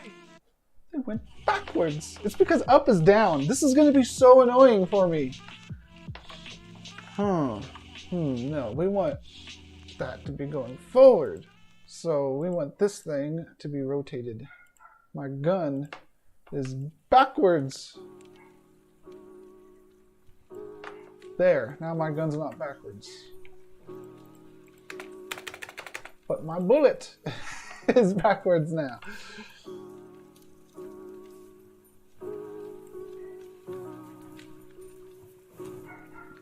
Maybe my gun wasn't backwards. Maybe my bullet was fine. I just need to make it know that negative is up. Yeah. It's so not right though. Okay, no. My gun was backwards and my bullet was backwards too.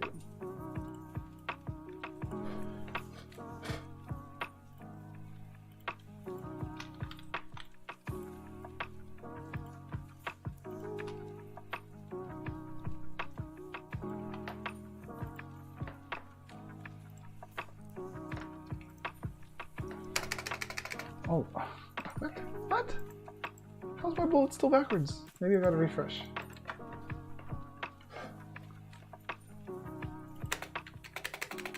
All right.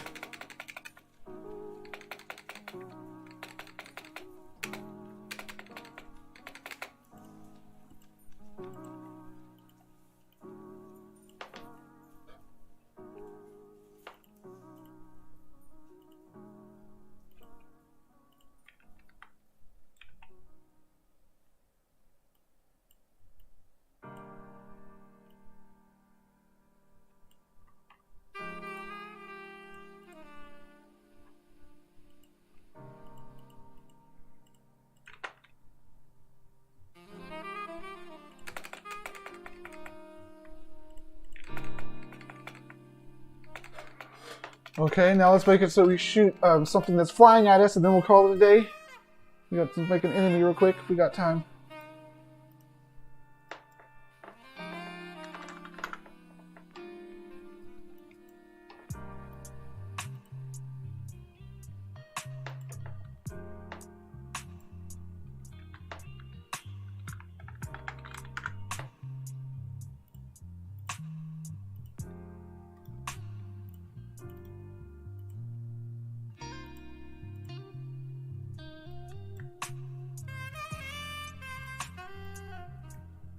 Some jazzy music.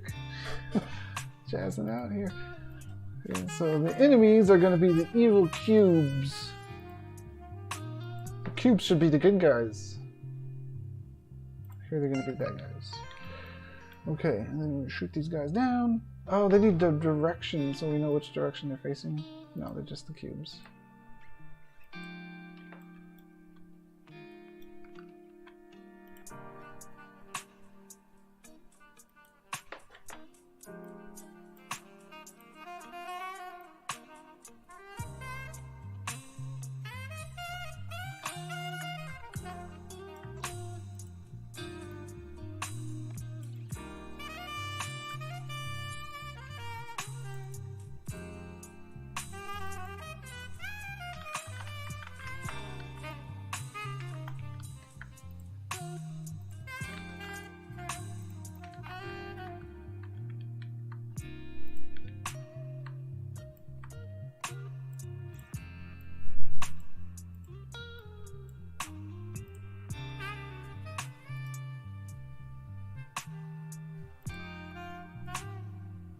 Enemy template, and then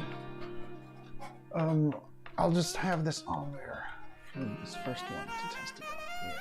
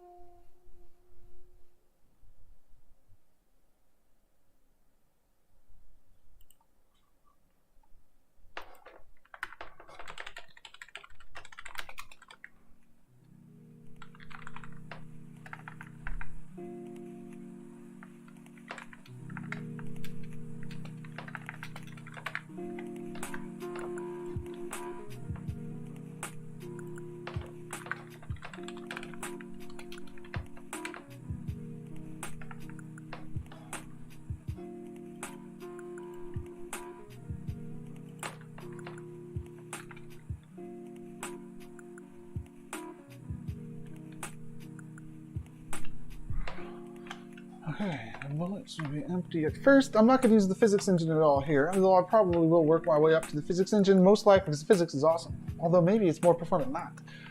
Anyways, we got the bullet here, we add the bullet, and then we want to say that this bullets.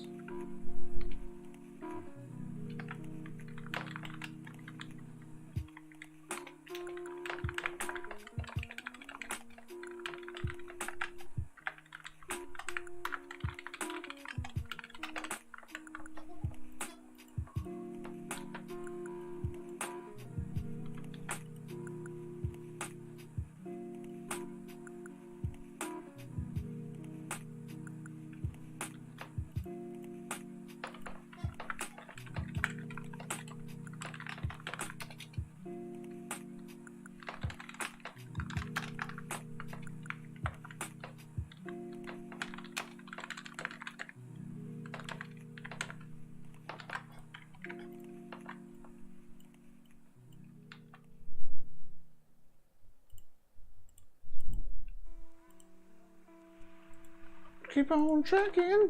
We gotta get to this milestone, man.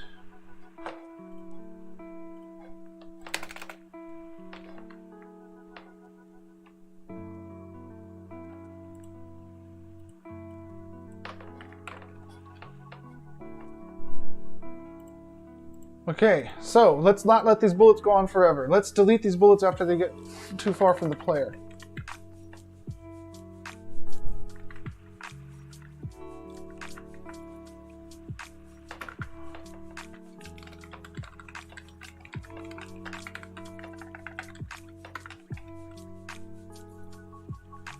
Okay, so if this bullet's distance from the player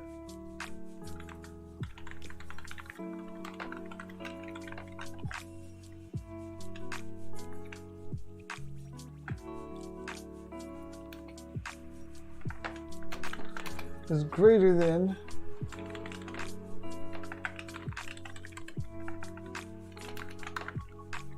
then we want this stuff.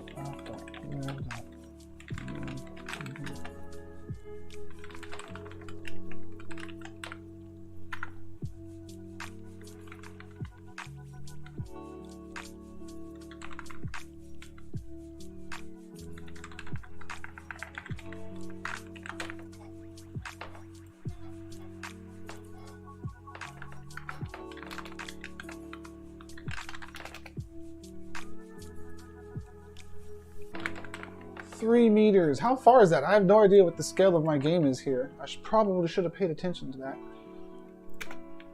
Okay, see how it's deleting the bullet when it gets that far? Wonderful! Except for, you know, that's not going to be the actual bounds.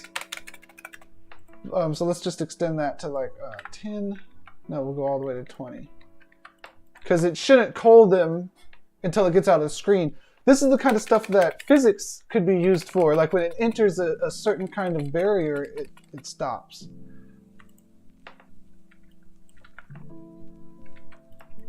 But what I'm doing may be more performant than using physics. So we don't need all of physics. We're just doing some simple stuff here.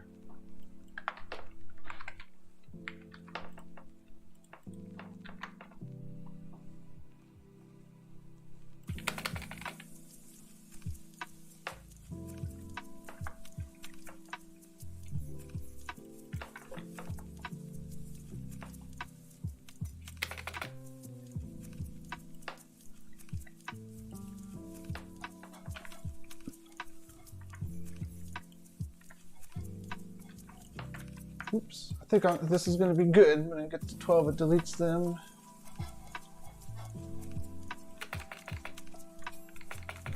No, that's not far enough. 16.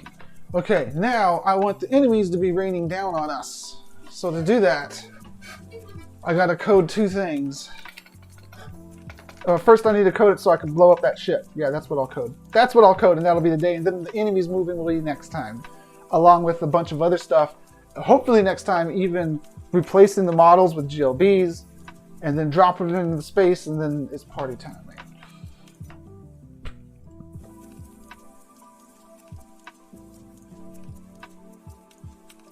Oh yeah, let's make it so these ships can get hit. Sure. Enemy, you're going to have a script, and your script attached to you is going to say,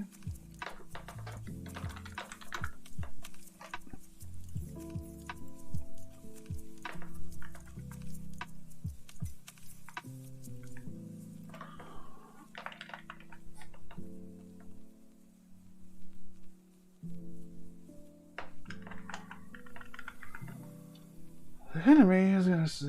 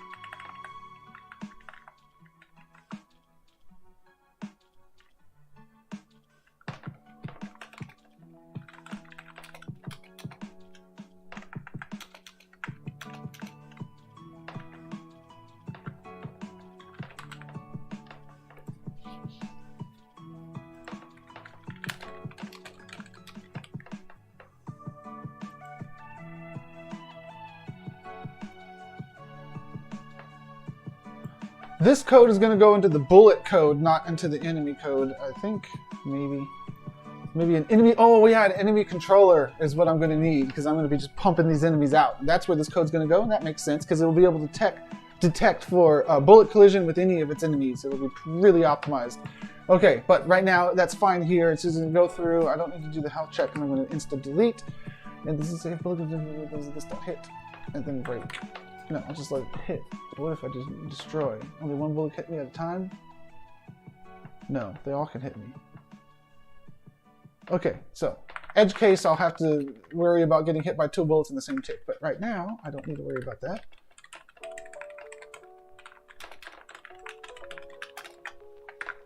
I would also attach like how powerful the bullet is to a bullet property. But right now, I'm just going to do this.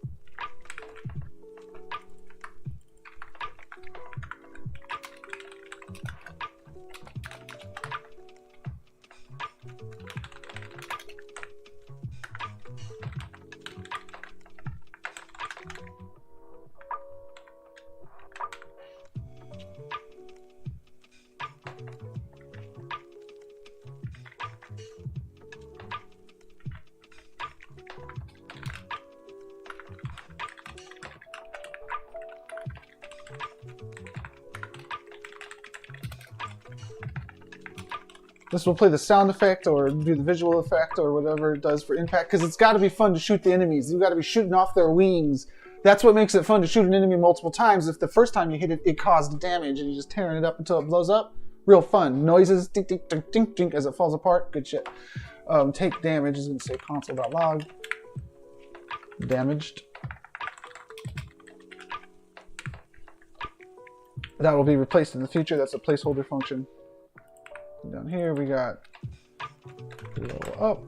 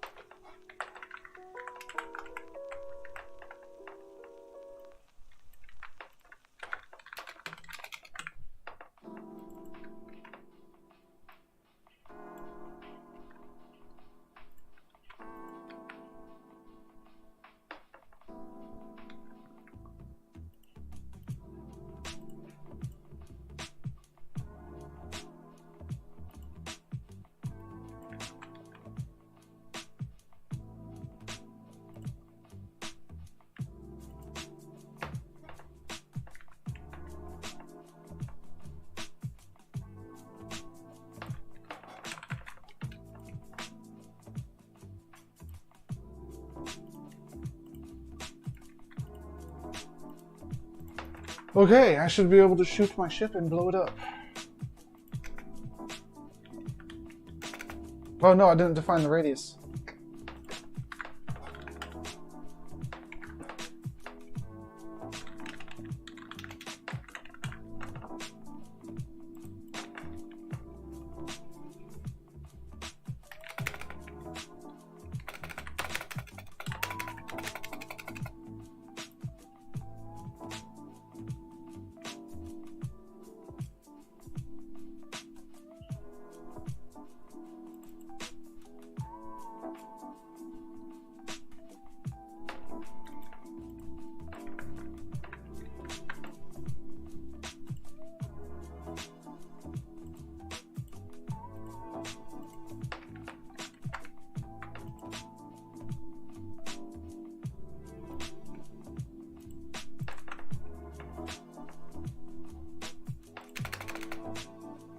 Haha! Got it!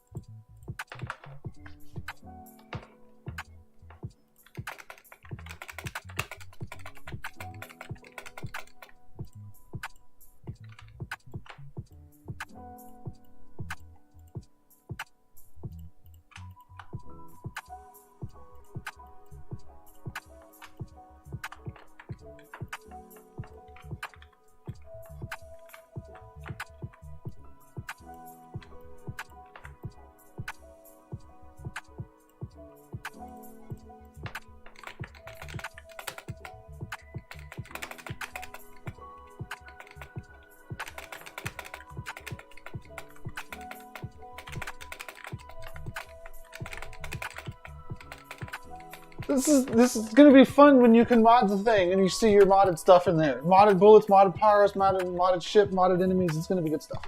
Okay, so let me record this in a video real quick, and I'll tweet it. It doesn't quite look tweet-worthy, but trust me, it's gonna get better when the UGC hits it. A sandbox without the UGC is nothing, and this mini game is basically a UGC sandbox. Oh yeah, I wanted to make my ship able to move faster. Slightly faster. I'm just hard coding speed in here right now. That'll be a power up maybe one day. This game is gonna rule the world. It's gonna sell 2 million copies, just this mini game right here. It's like, why play any other game? Just play SithLord's mini game. It's the best one. You don't need flying games. You don't need any Hawk X. Just play some space game. That's what it's called. Oh, that's such a good name. I'm happy I chose that name now. Some space game. All right. Okay, I'm going to record that, then I'm going to tweet it out with a link to, not to the game, This game sucks still, but I'll tweet out the link to the design doc. Probably. Okay, thanks everybody for tuning in. We're flying around, we're shooting bullets, we're hitting things, and the image in the background, the GIF in the MP4 in the background will be UGC. Everything's gonna be UGC, and there's gonna be sound effects, and I'm gonna get it into running in the in-world thing. Hopefully by the end of next stream, it shall be glorious. Tune in, and I'll see y'all next time. Later on.